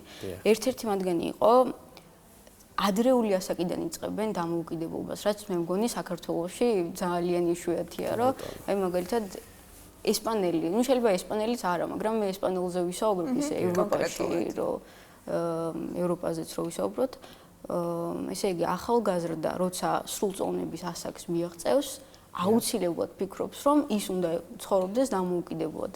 იქნება ეს ფიზიკურად სიმარტოვესაც გულისხმობ და მორალურად, ფინანსურად ყველანაირად. ამას თავისი პლუსებიც აქვს და ფიქრობ რაღაც მომენტში მინუსებიც აქვს. აი მაგალითად ერთ-ერთი ლექცია მახსოვს, როცა ესე ლექტორმა დასვა კითხვა, რომ თავარი გამოწვევაო ახალგაზრდობაში ამ ეტაპზე რას ხედავთო ქვეყანაშიო და რა თქმა უნდა ძირითადი ნაწილი წავიდა პოლიტიკურ პრობლემებზე, ეკონომიკურ პრობლემებზე, მაგრამ რო დავფიქრდი ძირითადი გამოწვევა რაც ახალგაზრდებს ჰქონდათ ეს არის ბინის ფასების ზრდა, რომ დამოუკიდებლად ვერ ცხოვრობენ. ოღონდ ამ დროს საუბარი არის ერთ ქალაქში, სადაც შეიძლება მშობელიც ცხოვრობდეს და შვილიც, მაგრამ აუცილებლად ცალ-ცალკე უნდა ცხოვრობდნენ. ეს აღმოაჩინა, რომ მათთვის ძალიან აი თათული თავად რა დამოკიდებულება გაქვს ამის მიმართ. ხო, აი 18 წელი გასაგებია რაღაც მომენტში ადამიანი უკვე არის გაცნობიერებული და ჩამოყალიბებული, თუმცა ბევრი რამჯერ არ იცის. ბევრი დაბრკოლების შესახებ არ იცის, რის შესახებაც შეიძლება მშობელმა გააფრთხილოს, რჩევა მისცეს. ეს უკუგება, უგულებელყოფა მშობლის ჩარევის აბსოლუტური უგულება, მე უკვე დიდი ვარ და მე ვწყვეტ ეს ჩემი ცხოვრება. ხო, აი რაღაც აქაც ბალანსია ალბათ. ზოგს არ უნდა, ზოგს პირიქით ურჩევნია, თქვათ. პირიქით კი, ბევრი ესეთიც არსებობს, რომ საერთოდ ურჩევნია მშობლის დახმარება უფრო დიდი ხანით, ვიდრე სრულწლოვნების ასაკია კი. ვფიქრობ, ბალანსის დაცვა არის აქ საჭირო, იმიტომ რომ აი რაც არ უნდა ვთქვათ, რომ აი 18 წელს რომ მიაღწევის რაღაცა კანონით არის განსაზღვრული, რომ დამოუკიდებელი უნდა იყოს, ეს არ არის მოთხოვნა. შენ თუ თვლი რომ გაქვს ამის შანსი და შენ თუ გჯერა საკუთარი თავის, რა თქმა უნდა შეიძლება, მაგრამ იმას არ ნიშნავს, რომ თუ არ შეგიძლია ამის გამო რაღაცა დიდი პრობლემები უნდა შეიქმნა და აუცილებლად დამოუკიდებელი იყო. ხო, და ზუსტად ასე არის სამსახურის რას ნიშნავს, ხო? ესე იგი, თავად აგებ პასუხს, თავად იღებ გადაწყვეტილებებს, აკეთებ არჩევანს და ფინანსურადაც უზრუნველყო უნდა შენი თავი, ხო? აბა ეგრე დამოუკიდებლობა თუ წახვედი და ისე მშობელს თხოვ, ხო? გადახდას ქირის, საკვების გარდა ფინანსური დამოუკიდებლობისა, ხო ვთქვათ, მენტალურადაც ახლა ესპანეთი მაინც სამხრეთია, ჩვენი მენტალიტეტი ძალიან გავს ხო ესპანეთს, ხო, ტემპერამენტიც ბოლოს და ბოლოს იქაც პორტუგალი ყვავის და ჩვენთანაც, ხო. ისევე როგორც ღვინო. მოჰყავთ ესპანელებს საოცარი ღვინო, ნუ ქართველების უკეთესია, რა თქმა უნდა. მე მირჩევია ამ შემთხვევაში, თუმცა სამხრეთური ტემპერამენტი, სამხრეთული ხასიათი მაინც გავს ქართველებისას. სად არის აქ სიყვარული, ხო? როდესაც ვთქვათ, ახლა მე 18 წლის შევსრულდი და მივდივარ სახლიდან, ეს დიდი განაცხადია საქართველოში, ხო? ესპანეთში როგორია, საინტერესო. იქაც ძალიან ემოციური მშობლები არიან. კი, შეიძლება ემოციურები უწოდოთ, მაგრამ იქ ჩვეულება ის რა, ქართულ მშობელს შეიძლება უკვირდეს ეს ყველაფერი და როცა შეიძლება ისეთი არ დაელოდეს შეიძლება და აქედან გამომდინარე ისიც შეიძლება ვთქვას, რომ საქართველოში ბევრი შემთხვევაც არ გვაქვს ეგეთი, რომ აი 18 წლის რო გახვდება ადამიანი, აუცილებლად ყველანაირად დამოუკიდებელი უნდა იყოს. მე მგონი ძალიან იშვიათი არის ეგეთი მაგალითები და ესპანეთში მშობლებს აქვთ ესეთი დამოუკიდებულება და უგებენ რა თქმა უნდა მოზარდებს. ხო, ნუ რა თქმა უნდა ეს საბოლოო ჯამში ინდივიდუალურია, ხო? ისეთი მშობელიც მინახავს საქართველოშიც და საზღვარგარეთ, რომელიც ფიქრობს, რომ 18 წლის რო გახდება, მორჩა იქ დამთავრდა შენი სახლში ყოფნა, მიბრძანდი, კეთილი ინება, იმუშავე და მიხედე საკუთარ თავს. თუმცა აქ ერთი მნიშვნელოვანი ფაქტორია, შესაძლოა სახლიდანაც წახვიდე, ან სახლშიც იყო და დააბალანსო ისე, რომ სიყვარულმა და ურთიერთობამ არ დაკარგოს თავისი აზრი და არ გახდეს რაღაც რობოტიზებული. მე ვალდებული ვარ შენ 18 წლამდე გარჩინო და შემდეგ შენ თავს მიხედო, ან მე არ ვიყო ისე, რომ როდის გავხდები 18 წელს, რომ გავიქცე სახლიდან. ხო, რაღაცა ბალანსია ძალიან რთული, არასწორად ესმის ბევრს. თან ის მეამბოხური ასაკი არის, ხო? მაინც პუბერტატია, ჯერ კიდევ თინეიჯერობის ასაკია და მშობელი რომ წერია, რომ აღვიქვამთ, ხო, ამ პერიოდია. აი ვფიქრობ, რომ ყველაზე მთავარი არის ახალგაზრდამ ამ პერიოდში, აი ამ გამოწვევებთან ერთად რაღაცა ეს ძალისხმევა მაინც მაქსიმალურად გამოიყენოს რა, როგორც განათლება იქნება, ისე დასაქმება, იქნება ბევრი გამოწვევები, შეიძლება იმედგაცრუებამ წაიყვანოს ახალგაზრდა იმაზრამდე, რომ ემიგრაცია არის გამოსავალი, მაგრამ უნდა დაფიქრდეს, რომ შეიძლება ეს იყოს შანსის გამოყენების საშუალება, მაგრამ მაინც შეიძლება რომ რაღაცა გამოწვევებთან ერთად ქვეყანაში იყოს შესაფერისი შესახებ რა იცოდნენ თათული ესეც გითხარი ამდენ იცოდნენ საქართველოს ქართველები ქსენოფობიას ხომ არ ქონდა ადგილი იმიტომ რომ ამას განვიცდი ხოლმე რა რატო ახსენე ქსენოფობია რომ ზოგჯერ ჩადის ადამიანი და აბსოლუტურად გაუცხოებული არავინ იცის მისი ქვეყნის შესახებ შეიძლება ვიღაცამ ამპარტავნულად შეხედოს სხვა შორის მე არ ვიცი გადმოცემით ვიცი არ ვიცი რამდენად ობიექტური ვარ მაგრამ ბრიტანელებს აქვთ ეს განსაკუთრებით საკუთარი კულტურის დაცვა და სხვა კულტურის წარმომადგენელი მისთვის ნაკლებად საინტერესოა და ზოგჯერ გაუცნობიერებლად ამპარტავნები არიან ესპანელების შემთხვევაში როგორ იყო ამდენად ქონდათ ეს მიმღებლობა გრძნობდი თავს სახლში თუ მაინც უცხო ხარ კი არა რა თქმა უნდა ესპანელებს უფრო განსხვავებული დამოკიდებულება ქონდათ მართლაც რომ ყველა ტიპის ადამიანთან ქონდა შეხება ასაკობრივად ლექტორები იქნებოდა სტუდენტები თუ ისე როცა უნივერსიტეტის გარეთ ყველას ქონდა ღია დამოკიდებულება აინტერესებდა სხვა ქვეყნის კულტურა პირიქით უფრო მეტის და მეტის გაგებაც უნდათ რაც შეეხება იცოდნენ თუ არა საქართველოს შესახებ იყო ადამიანები რომლებმაც საკმაოდ კარგად იცოდნენ და რამდენიმე ლექტორი საერთოდ თბილისში ნამყოფიც იყო და ეს მართლა ძალიან გამიხარდა ეგ რომ მითხრეს მაგრამ ასევე ისიც მინდა ვთქვა რომ ძირითადი შემთხვევები იყო რომ აი საქართველოს ძველი ისტორიიდან ახსოვთ საქართველოს ხსენებაზე პირველი რაც ახსენებათ იყო რუსეთი, იმიტომ რომ საბჭოთა კავშირის პერიოდი არის, მაგალითად, ჩემი აზრით, სახელმძღვანელოში ისწავლება საბჭოთა კავშირის პერიოდი და მხოლოდ ამის სწავლის შემდეგ ადამიანს საქართველოზე ახსენებოდა რუსეთი, მაგრამ ნახევარ ესპანეთს გვირდებით რომ გავაგებინე საქართველოს შესახებ და რას ეთყოდი დღევანდელი ვითარებაც გავაცნობ იმ სტუდენტებს, რომლებიც ეხლა წასულები არიან საზღვარგარეთ და ორჭოფობენ სამშობლოში დაბრუნდნენ თუ დარჩნენ უცხოეთში. აი ესეთ რაღაცას ვეთყოდი ახალგაზრდებს, რომლებიც საზღვარგარეთ არიან, რომ მიიღონ მაქსიმალური გამოცდილება, რაც კი შეიძლება შემდეგ ჩვენ ქვეყანას გამოადგეს, რადგან ვფიქრობ, აი თუ გამოსავალი მხოლოდ წასვლაში ვიპოვეთ, აი ყველამ თუ გადაწყვიტა ქვეყანიდან წასვლა, შემდეგ ჩვენ ქვეყანას ვინ მიხედავს, ხო? ან იმ ვითარებას დროებით კი და თუ აი მაგალითად ისეთი ვითარებაა, რომ ადამიანს აქვს რაღაცა პრობლემა ვითარებასთან, ქვეყნის ვითარებასთან დაკავშირებით, პირიქით, უნდა იბრძოლოს იმისთვის, რომ ეს ყველაფერი დაიხვეწოს, შეიცვალოს. ამიტომ ვფიქრობ, რომ ყველანაირი გამოცდილება საბოლოოდ მაინც ქვეყნის განვითარების უნდა მოხმარდეს. რა თქმა უნდა, საბოლოოდ ყველანი უნდა დაბრუნდნენ საკუთარ ქვეყანაში, მიიღონ მეტი განათლება და მოახმარონ ეს გამოცდილება საკუთარ ქვეყანას. მე მაგალითად დავბრუნდი საქართველოში, მქონდა ბედნიერება მესწავლა საზღვარგარეთ მიმეღო განათლება, თუმცა გადავწყვიტე საბოლოოდ, რომ ჩემ საქართველოს აი როგორია შორიდან აი საქართველოს ესეც საინტერესო. ალბათ სხვაგვარად დაგიქვამ შემდგომ ორმაგად განიცდი, ორმაგად გენატრება, ორმაგად აფასებ, გენატრება ყველა ის კერძი, რომელიც თქვათ აქ დატოვე და ეს ნოსტალგია გაძლევს უფრო მეტ мотиваციას, უფრო მეტი გამოცდილება დააგროვო, რათა შენს ქვეყანას შემდეგ მოახმარო.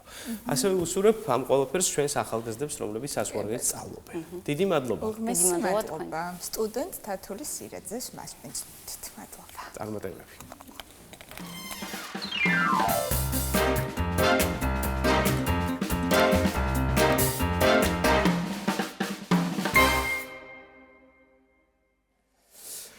ხშირად გვესმის ასეთი ფრაზა: წყვილის ჰარმონიული ურთიერთობების ფუნდამენტი არის ჯანსაღი კომუნიკაცია. რას გულისხმობს ეს ჯანსაღი კომუნიკაცია? რა კრიტერიუმებს უნდა აკმაყოფილებდეს, რა კომპონენტებს მოიცავს, ხო? როგორ მივხვდე, რომ დიალოგი არის არაჯანსაღი? სად იზღუდება ჩემი უფლებები? რა ხდება მაშინ, როდესაც წყვილში ორივე ან თუნდაც ერთი არის ძალიან ჩაკეტილი, არ საუბრობს თავის ემოციებზე, არ აზიარებს თავის განცდებს, მოკლედ როგორ შევინარჩუნოთ? ან პირიქით დომინანტი. ან პირიქით ცდილობს, რომ თავს მოახვიოს სხვას თავის ემოციები, ხომ აი მნიშვნელოვანია, როდის ვართ მანიპულაციის მსხვერპლი, კონკრეტულად წყვილების ურთიერთობაზე კონცენტრირდებით, თემაზე ვცლად ისაუბრებს ირმა ფეიქრიშვილი, ფსიქოლოგი. მობრძანდით ქალბატონო ირმა. დაბრძანდით. სულ გიხარია თქვენი სტუმრობა, იმიტომ რომ ვიცით, რომ მივიღებთ კომპეტენტურ რჩევებს და სულაც აღვიქვამთ ესე საინტერესოდ და დეტალურად. რას გულისხმობს ჯანსაღი კომუნიკაცია? სულ რომ სკანდირებენ და გვეუბნებიან მნიშვნელოვანიაო, რა არის ეს? ხო, წყვილებს შორის ურთიერთობა ეს ძალიან ვრცელი თემაა, ძალიან ისეთი ღრმა თემაა და ალბათ ძალიან რთულია ახლა განვიხილოთ ყველა რაკურსიდან, მაგრამ მართალია აქ დიალოგი ყველაზე მნიშვნელოვანია. რა არის ჯანსაღი დიალოგი? ჯანსაღი დიალოგი ეს არის დიალოგი, რომლის დროსაც მე შენ გისმენ და შენ მე მისმენ. აი ეს არის მთავარი და მე ამ დიალოგის დროს არ მეშინია ვიყო გახსნილი. აი ეს არის ძალიან მნიშვნელოვანი, იმიტომ რომ მე თუ მეშინია შევეხო ჩემი პარტნიორის რაღაცა გრძნობებს, რაღაცა მის თავმოყარეობას და ამის გამო მე ვცდილობ რომ საკუთარ თავში შევინახო ჩემი ემოციები და ჩემი გრძნობები, ეს ჯანსაღი ვერანაირად ვერ იქნება. კი ბატონო. მე მაგალითად ვფიქრობ, რომ ბოდიშიანი, აი ჰარმონიული ურთიერთობა დამოკიდებულია კომპრომისებზე. ყველაზე მეტად ადამიანებს კომპრომისებზე წასვლა უჭირთ, მით უმეტეს ურთიერთობებში. რამდენად რეალურია ეს ყველაფერი? აი სად გადის ზღვარი კომპრომისსა და საკუთარ თავზე უარის თქმას შორის? აი ბეწვის ხიდია. პირდაპირ ვიტყვი, იმიტომ რომ ნახეთ მუდმივი კომპრომისი ალბათ არასწორია. იმიტომ რომ რა თქმა უნდა მე თუ მივდივარ გარკვეულ კომპრომისზე ჩემს პარტნიორთან და ჩვენ ერთობლივად ვიღებთ სწორ გადაწყვეტილებას, ეს ქმნის გარკვეულ ჯანსაღ ურთიერთობას და ჩვენ ჰარმონიულად ვაგრძელებთ თანაცხოვრებას ან უბრალოდ ურთიერთობას, ხო? მაგრამ თუ კი ეს კომპრომისი მუდმივად არის ჩემგან, არა, ორივე მხრიდან. ხო? მაშინ ეს უკვე არაჯანსაღში გადადის. თუ ორივე მხრიდან, აი მან კიდევ ისეთი მომენტია, რომ რატო უნდა დაგვჭირდეს ხშირი კომპრომისები, ხო? აი როგორ ვარჩევთ პარტნიორს, ეს არის ძალიან მნიშვნელოვანი, იმიტომ რომ თუ ჩვენ შევარჩიეთ პარტნიორი აბსოლუტურად სხვა სამყაროდან, რომელიც ჩვენთვის ხო მიუღებელია და რაღაცა ძალიან შორია, მაგრამ ну რაღაცა დეტალები მოგვეწონა, თუნდაც ფიზიკური გარეგნობა მოგვეწონა, ან რაღაცა სიტუაციაში დიდხანს ერთად ვიყავით და შევეგუეთ, შევეჩვიეთ და დაიწყო ჩვენი ურთიერთობა. ხო, აი აქ არის ძალიან მნიშვნელოვანი, რომ მართლაც გავაანალიზოთ ის, რამდენად მნიშვნელოვანია კომპრომისზე წასვლა და არ ვეცადოთ, რომ ეს ჩვენი პარტნიორი მოვირგოთ, შევცვალოთ და რაღაცა გადავაკეთოთ. ამ შემთხვევაში ნამდვილად გეთანხმებით, რომ კომპრომისები ძალიან კარგად იმუშავებს. ხშირად რადგან სათავეებთან მივედით, აი როგორ ვირჩევთ ადამიანს, შეიძლება აბსოლუტურად ვაცნობიერებთ, რომ განსხვავებული ღირებულებები აქვს, განსხვავებული ინტერესები აქვს, აი რაზე უნდა ველაპარაკო, მაგრამ აი ეს ემოციურად მიუწვდომლობა მომწონს დაუშვათ. ანუ ეს უკვე დიაგნოზია, რომ ის მინდა, რაც იმ თავითვე ვიცი, რომ რაღაც მომენტში პრობლემა გახდება, რაღაც მომენტში ტოქსიკური გახდება, მაგრამ მაინც ვაკეთებ არჩევანს და ბოლოს ხვდები ზუსტად აი ამ რეალობის წინაშე, რომ უბრალოდ სალაპარაკო არ გვაქვს. და თან კომპრომისეც არ გინდა წასვლა. ხო, აი ჩემი პროფესია და ჩემი პრობლემები მერის წინაშე ვთქვი, მის ნაკლებად საინტერესოა, ემპათიური ვერ არის და იგივე ვარ მის შემთხვევაშიც. თუმცა ეს სიყვარული ისეთი რამა, რომ აი ეს ადამიანს შეგაყვარებს რომარელი, ეს თავს მოხვეული აზრები გვაქვს. რატომ გვიჩნდება ინტერესი ემოციურად მიუწვდომელი ადამიანების მიერ ეს ძალიან საინტერესო კითხვა არის. ნახეთ, აი ინტერესი გვიჩნდება ეს ერთია, მაგრამ არის თუ არა ნამდვილი სიყვარული ამ დროს? თუ ეს არის არაჯანსაღი მიჯაჭვულობა, ამის გააზრება არის ამ დროს ძალიან მნიშვნელოვანი, იმიტომ რომ ну თავისთავად სიყვარული ყოველთვის გულისხმობს გარკვეულ გარკვეულ მიჯაჭვულობას, იმიტომ რომ ჩვენ მივეჭაჭვეთ ამ ადამიანს, მასთან ერთად გვაქვს ბედნიერი წუთები, ვართ მასთან ერთად ზუსტად ის სავსე ჭურჭელი, რომელიც მინდა რომ ვიყო, მაგრამ მუდმივად განსხვავებულია ჩემსგან, მუდმივად რაღაცა მიწევს რაღაცა კომპრომისებზე წასვლა, არის კი ეს სიყვარული, თუ უბრალოდ მიჯაჭვულობა არის. აი აქ უნდა დავფიქრდეთ და ეს უნდა გავიაზროთ. თუმცა რადიკალურად განსხვავებული ადამიანი მართლაც შეიძლება ადამიანს გიყვარდეს, სხვა სფერო იყოს და შენ ჯანსაღად დაინტერესდე ზუსტად მისი სფეროთი და არა უარყო, აი დაუშვათ სიტყვაზე ვამბობ, ხო? მაგალითად, ჩემს პარტნიორს ძალიან მოწონს ფეხბურთი და მე საერთოდ არ მაქვს ამისი ინტერესი და რაღაცა და რომ თავაზობს, რომ სადმე უნდა წავდა, აი წამოდით სტადიონზე წაგიყვან მეუბნება და აი ფეხბურთს უყუროთ და რა მაგალითად. მე ეხლა გულში ვფიქრობ, რომ რა მინდა ეხლა აი ამას მე არ უყვარვარ, იმიტომ რომ რას მთავაზობს წამიყვანოს ფეხბურთზე, როდესაც მახავს. ხო, მე მინდა რომ მაგალითად თეატრში წავიდე, ხო? რატო უნდა წავიდე და აი აქ უკვე ჩნდება თან არ მინდა რომ უარი უთხრა და თან ამ დროს ჩნდება რაღაცა პროტესტი და მე არ ვეუბნები და მივყვები. აი ეს უკვე თუმცა საუბარი რამდენად მნიშვნელოვანია, ხო? შეიძლება ვთქვათ ასეთ მომენტში აუხსნას ორმა ადამიანმა ერთმანეთს პარტნიორებმა, იცი მე ფეხბურთის დიდად მოყვარული არა ვარ, თუმცა შენი ხათრით წამოვალ, საინტერესო იქნება ჩემთვის, მაგრამ მოდი ხვალ ასევე თეატრში წავიდეთ. არაჩვეულებრივი გამოსავალია, გიორგი, ამავე დროს ისიც შეიძლება გავაკეთოთ, რომ აი მე მინდა რომ ფეხბურთზე წაგიყვანო, ვიცი რომ შენ არ გიყვარს ფეხბურთი, მაგრამ როგორ გავიგო გიყვარს თუ არა, თუ არ მითხარი, ხო? ძალიან ხშირად ურთიერთობებს ანგრევს ზუსტად ის რომ ჩვენ არ ვამბობთ, არ საუბრობთ და არ ვაჟღერებთ იმ ჩვენს მოთხოვნილებებს, იმ ჩვენს სურვილებს, რომელიც მართავს ჩვენ შინაგან სამყაროს, ხო? მე თუ ვეუბნები, რომ მე არ მიყვარს ფეხბურთი, არ მინდა წამოსვლა და წადი შენ ეხლა, ხო? არ უნდა ჩემს გარეშე, იმიტომ რომ მისთვის აი ხა ნახეთ როგორ რაღაც არის, მას ძალიან მოწონს ეს მისი სიამოვნების სფეროა და უნდა რომ გამიზიაროს, ხო? რაღაც მომენტში სირცხვილის გრძნობაც ჩნდება ამ დროს და დანაშაულის, რომ მე მას ამაზე უარს ვეუბნები, მაგრამ თუ მე ჩემი პარტნიორი მეუბნება, რომ მე ვიცი რომ შენ ფეხბურთი არ გიყვარს, მე ვთხარი რომ მე არ მიყვარს ფეხბურთი. იცი რატო არ გიყვარს ფეხბურთი? იმიტომ რომ შენ ის არ გესმის კარგად. აი წამოდი ჩემთან ერთად, მე აგიხსნი, გაგიმარტავ, მოგაწოდებ იმას და ერთობლივად ამას რო გავაკეთებთ, აი მე ვნახოთ თუ აღარ მოგეწონება, მეორედ აღარ წავიდეთ, ხო?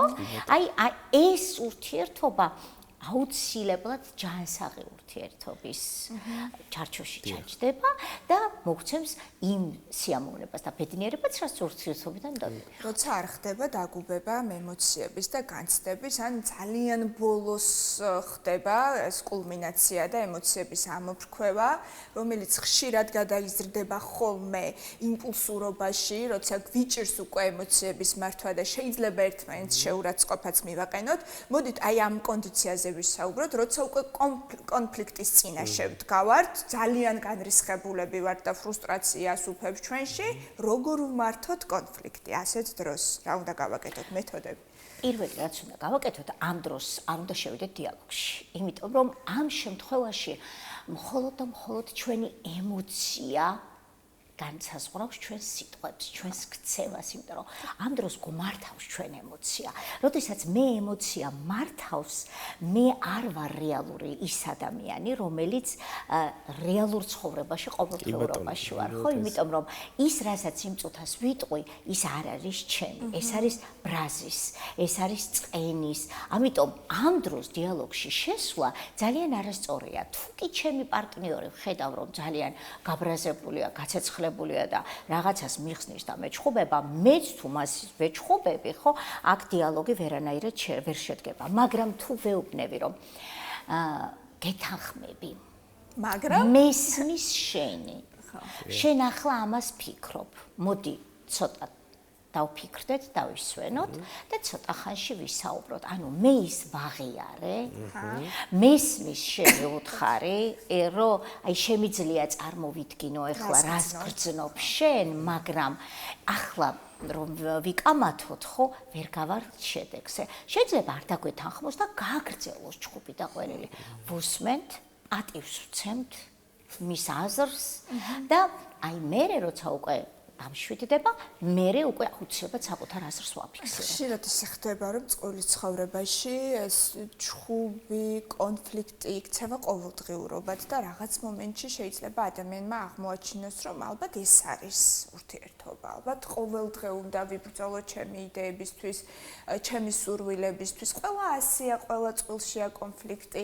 აი, რა არის იმის ინდიკატორი, როცა ხვდებით, რომ უკვე ეს ძალიან მომწამლელია. აქ უკვე რაღაც დათანხმებას აქვს აზრი და საერთოდ მე აღარ ვარ მე. აქ ძალიან დიდ როლს თამაშობს აღზრდა ბავშვობიდან. ის პატერნები, რომელიც ჩვენ მოყვება წლების განმავლობაში, ჩვენი წინაპრებისგან, ჩვენი მშობლებისგან, შეიძლება ოჯახი ძალიანაც მშვიდი წყნარი ყავდეს, მაგრამ მაგალითად ავტორიტარი ბაბუა მყავდა და ვიცი რომ აი მამაკაცის აზრი უნდა იყოს მნიშვნელოვანი და არის ადამიანის ავტორიტეტი ოჯახის წევრებიდან ფაქტობრივად მის ღირებულებებს იზიარებს ყოველთვის. ყოველთვის არა. ვერ ვიტყვით რომ ჩარჩოა ეს. ვერ ვიტყვით რომ უპირობოდ ვიღებთ, მაგრამ მე თუ ის აღიარებული მყავს და ჩემთვის ის სამაგალითოა, მაშინ მეც ვიღებ ამას ყველაფერს, იმიტომ რომ ვთვლი რომ ის ყოველთვის მართალია და მისი აი ეს ქცევის მოდელი ჩემთვის მისაღებია, მაგრამ პირიქით შეიძლება ძალიან მაღეზიანებდეს მისი ავტორიტარიზმი და ვებრძოდე ამას და მე ვიყო ძალიან ჰუმანური ჩემს ურთიერთობაში, ლიბერალური დამოკიდებულება მქონდეს ჩემ პარტნიორთან და ამანაც შეიძლება რაღაც დონეზე დამაზარალოს, ხო?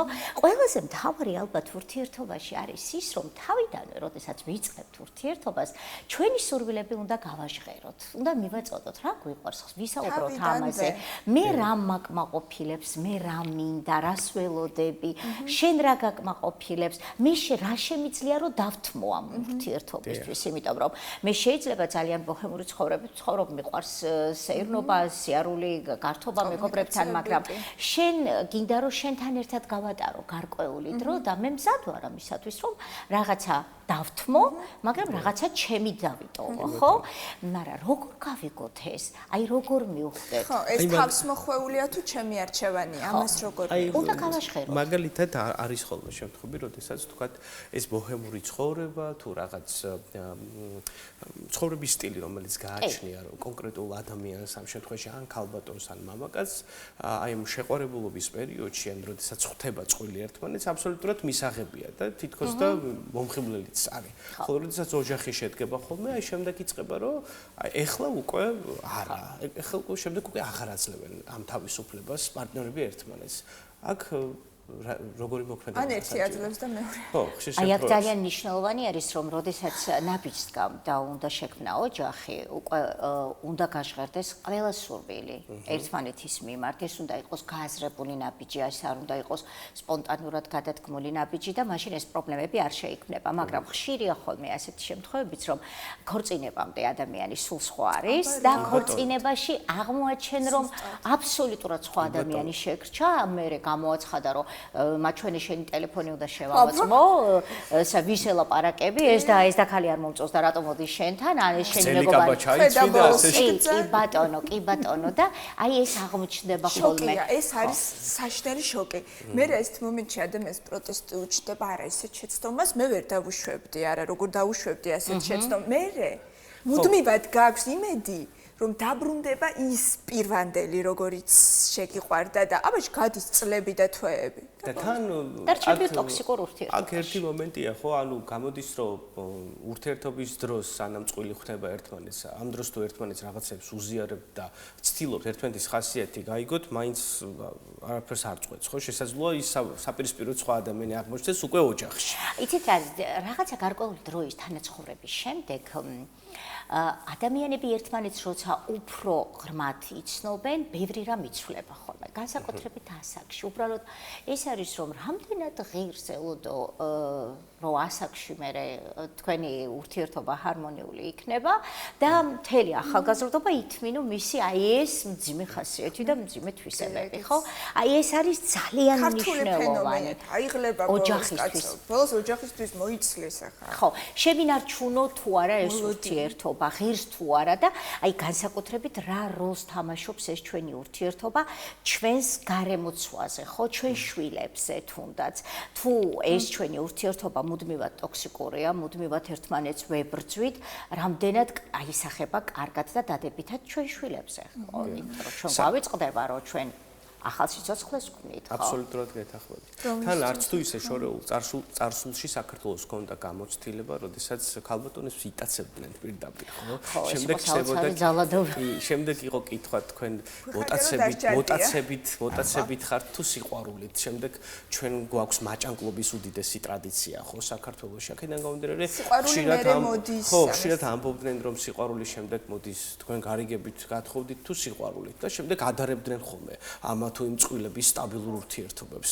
აქ თქვენი როგორც სპეციალისტის აზრი როგორია საინტერესო? აი ნახეთ, გარიგების ინსტიტუტი ძალიან საინტერესო რაღაცა იყო ეს, რომ მაჭანკალი სპეციალურად მიდიოდა, აერთებდა და ეს ზუსტად აი ეს ურთიერთობები ძალიან ხშირად სტაბილურიც, ერთგულიც და სიყვარულით გაჯერებულიც იყო ხოლმე, იმიტომ რომ თანაცხოვრება ისინი მზად იყვნენ მენტალურად საიმისოთ, რომ ეს ადამიანი მისთვის მიზაღები უნდა ყოფილიყო და ოულობდნენ და შემთხვევით არ ურიგებდნენ გოგორას ეძებს, ბიჭირას ეძებს, მოხდა თანხმედრა და ეს რაღაც ბევრად უფრო მყარი შეიძლებოდა ყოფილიყო, ვიდრე ემოციურად შექმნილი ოჯახი, აი მომეწონა, შემიყვარდა და გავყევი, ხო?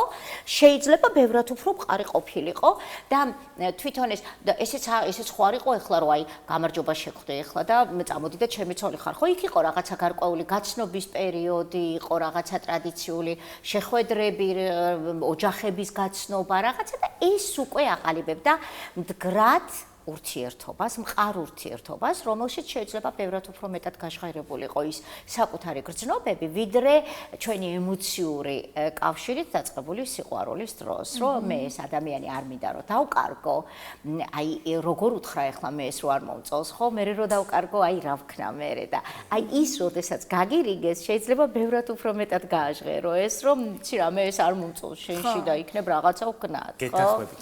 აი უნდა დაგემშვიდობოთ და ერთ შეკითხვას დავსვა, მაინც ადდევს რომელ უჯრაში დევს წყვილებს შორის ჰარმონიული ურთიერთობის გასაღები. გიორგი, ასეთი რაღაც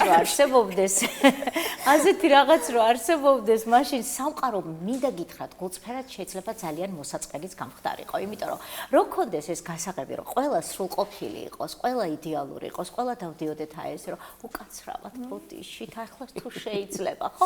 ალბათ ჩვენი ცხოვრება საოცრად უინტერესო იქნებოდა და წინსვლაც ნაკლები გვექნებოდა, იმიტომ რომ ყველა სტრესი, ყველა დაბრკოლება ცხოვრებაში ხდება, ეს ჩვენი განვითარებისთვის სასიკეთოა თუ მას, რა თქმა უნდა, სწორად გადავამუშავოთ და გადავახოთ. უღმესი მადლობა, რომ ვიყავით ჩვენთან ერთად. ეს არის საკითხი, რომელზეც საუბარი არასდროს გვეზრდება, არასდროს გვწყინდება, თუმცა კონკრეტული პასუხი, რა თქმა უნდა, არსებობს. თავარია გავუცნობთ ჩვენ რა გვინდა, რა არის ჩვენთვის პრიორიტეტული და რაღაც მომენტში იქნებ მაჭანკლის ინსტიტუტის გამოგვადგეს, რატომაც არა ადამიანს გააჩნია. ირმა ფეიქრიშვილს მასპინძლობდით, მადლობა.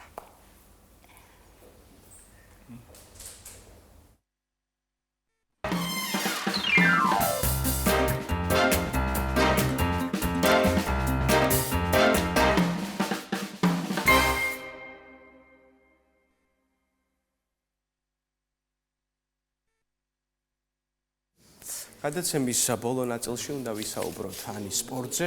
ბოლო პერიოდში საქართველოში აქტუალურია შერეული ორთაბრძოლები.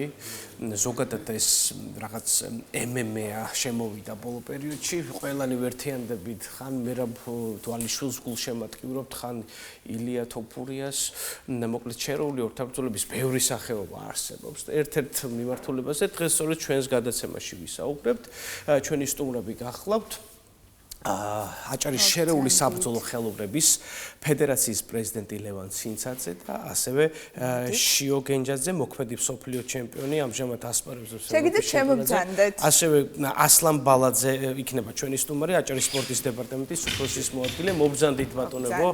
მადლობა რომ ხართ ჩვენთან ერთად დღეს გადაცემაში. მოგესალმებით კიდევ ერთხელ. ბატონებო, შერეული ორთაბრძოლა გახლავთ მის მიმართულება, რომელიც ჩვენს ქვეყანაში ბოლო პერიოდში განსაკუთრებით პოპულარული ხდება, ხო? მოგვიყევით ამ სპორტის ამ სახეობაზე, განსაკუთრებით აჭარის ამბები გვაინტერესებს. კი, მოგახსენებთ. დამეთანხმებით სახელმწიფო სპორტის განვითარებაში უდიდესი წვლილი შეაქვს, მათ შორის აჭარის ავტონომიური რესპუბლიკის მთავრობა, განათლებისა და სპორტის სამინისტრო, სპორტის დეპარტამენტი მაქსიმალურად ვცდილობთ, რომ ხარი შევუწყოთ აღნიშნული სფეროს განვითარებას ჩვენს რეგიონში. წელს შეიქმნა ახალი ფედერაცია, რომელიც უკვე ბიუჯეტით არის გათვალისწინებული დეპარტამენტში. ეს თანხა მოიცავს ამ სახეობის განვითარებას, ჩატარდება როგორც აჭარის ჩემპიონატები, ისე საერთაშორისო ტურნირები სხვადასხვა ასაკობრივ კატეგორიაში და მაქსიმალურად შევეცდებით, რომ ეს შიო გენჯაძე დღეს წარმოდგენილი არის 2025 წლის მსოფლიო ჩემპიონი, რომელიც აჭარისთვის ამ სახეობაში არის განსაკუთრებული შედეგი ნამდვილად. და მე ვფიქრობ, ეს მაგალითი იქნება ახალგაზრდა სპორტსმენებისთვის, რომ ამ სპორტში ჩაერთნონ, უფრო პოპულარული გახდეს და რაც შეეხება დეპარტამენტს, განათლებისა და სპორტის სამინისტროს, მაქსიმალურად შევეცდებით ხარი დაუჭიროთ აღნიშნული სახეობის განვითარებას ჩვენს რეგიონში. შიო, მოგვიყევი აბა შენს შესახებ ევროპის ჩემპიონატზე მონაწილეობდი, როგორც ვიცი, შესანიშნავ სპორტულ ფორმაში ბრძანდები. აბა მოგვიყევი შენი წარმატების შესახებ. ხო და რატომ გააკეთე არჩევანი კონკრეტულად სპორტის ამ მიმართულებაზე, ესეც გითხარი. სპორტის ამ მიმართულებაში, აი ბავშვობაში ხო სულ მიყვარდა ესეთი ჩხუბები და ჭიდაობები და რაღაცები და ჩემს მასანაც სახში სულ ესე ვჭიდავდი და ამიტომ ისეთი სპორტიც არის, რომ მარტივი სპორტი არ არის, ცოტა რთული სპორტია, ბევრი რაღაცა არის გაერთიანებული ამ სპორტშიც და აი მარტივი რო არ არის, სწორედ მაგიტომაც გადავწყვიტე და რთული გზის არჩევაც მიყვარს და აი ამიტომ გადავწყვიტე ასევე აი ბევრი სპორტიც რო არის გაერთიანებული და არ გიწევს მარტო ერთი რაღაცის დახვეწა, ეგეც მომეწონა ამ სპორტში და ამიტომ გადავწყვიტე რომ ამერჩია ეს. და მოდი ვისაუბროთ კონკრეტულად სპორტის რომელი სახეობებია გაერთიანებული და რაც გასწავლის გარდა იმისა, რომ ფიზიკურად კარგ ფორმაში ხარ და თავდაცვა შეგიძლია და წინააღმდეგობის გაწევა, ამას გარდა ალბათ დისციპლინასაც იმუშავებ ხო და ცხოვრების წესიც იცვლება. მოგვიყევი აბა? დისციპლინა სპორტში ზოგადად ყველაზე მთავარი რამაა და უდისციპლინო სპორტსმენიც, რა თქმა უნდა, კარგი და სრულყოფილი სპორტსმენი არ არის და ამ სპორტში, აი ყველა სპორტი, რაც შერეულ, ანუ ორთაბრძოლებს და ეხება, ყველაფერი არის გაერთიანებული, ბოქსი, ხელებით, ფეხებით, ჭიდაობა, ყველაფერი გაერთიანებული არის და ყველაფერი შეიცავს. აი ევროპის ჩემპიონატზეც გითხრა 2-20 სიტყვა, ვინ მონაწილეობდა, რამდენი ქვეყნის წარმომადგენელთან მოგიწია შეჯიბრი? არა, ევროპის ჩემპიონატი ეხა მაქვს და მსოფლიო ჩემპიონატზე მოქმედი ჩემპიონი ხარ მსოფლიოს. კი, მსოფლიო ჩემპიონატი ჩატარდა აბუ-დაბიში. ძალიან თუ არ ვცდები 1000-მდე სპორტსმენი ღებულობდა და 60 ქვეყნა ღებულობდნენ. მე მომიწია 5 ბრძოლის ჩატარება ერთ დღეში და 5-ვე მეტოქე დაამარცხეს. რომელი ქვეყნებიდან იყვნენ? პირველი ორთაბრძოლა უკრაინელ მებრძოლთან გავმართე, შემდეგი სომეხთან, მესამე ტაჯიკისტანელთან და მეოთხეც უკრაინელთან იყო და ფინალურ ორთაბრძოლაში იტალიელს შევხვდით. ფინალში იტალიელი მებრძოლი დაამარცხა. აჰა, და აი ეს გარდა იმისა, რომ კარგად ფლობ ხო და დისციპლინაც ვახსენეთ, ალბათ ერთგვარი შიშია შერკინების წინ, მე ასე მგონია. უნდა გამოცადო შენი ძალები, თავდაჯერებულობას როგორ ინარჩუნებ, იმ განცდას როგორ უგულებელყოფ, რომ იქნების ჩემზე ძლიერია, იქნებ ჩემზე მობილიზებული. მე მგონი შიოს არავის არ ეშინია. არა. მართლა? არა, ღმერთის გარდამე არავის არ მეშინია და ზოგადად ყველას ეგრე უნდა იყოს, რომ ყველა ღმერთის შექმნილი ვართ და აი ნამდვილი მებრძოლის ყოველ შემთხვევაში პროფესიული სპორტიც ის არის, რომ ის შიში უნდა დაძლიო, მაინც არ არსებობს. შიშსაც უნდა აჯობო და მეტოქესაც. რა თქმა უნდა. აი ეგ მაგან გამოიწვია ეს შედეგი.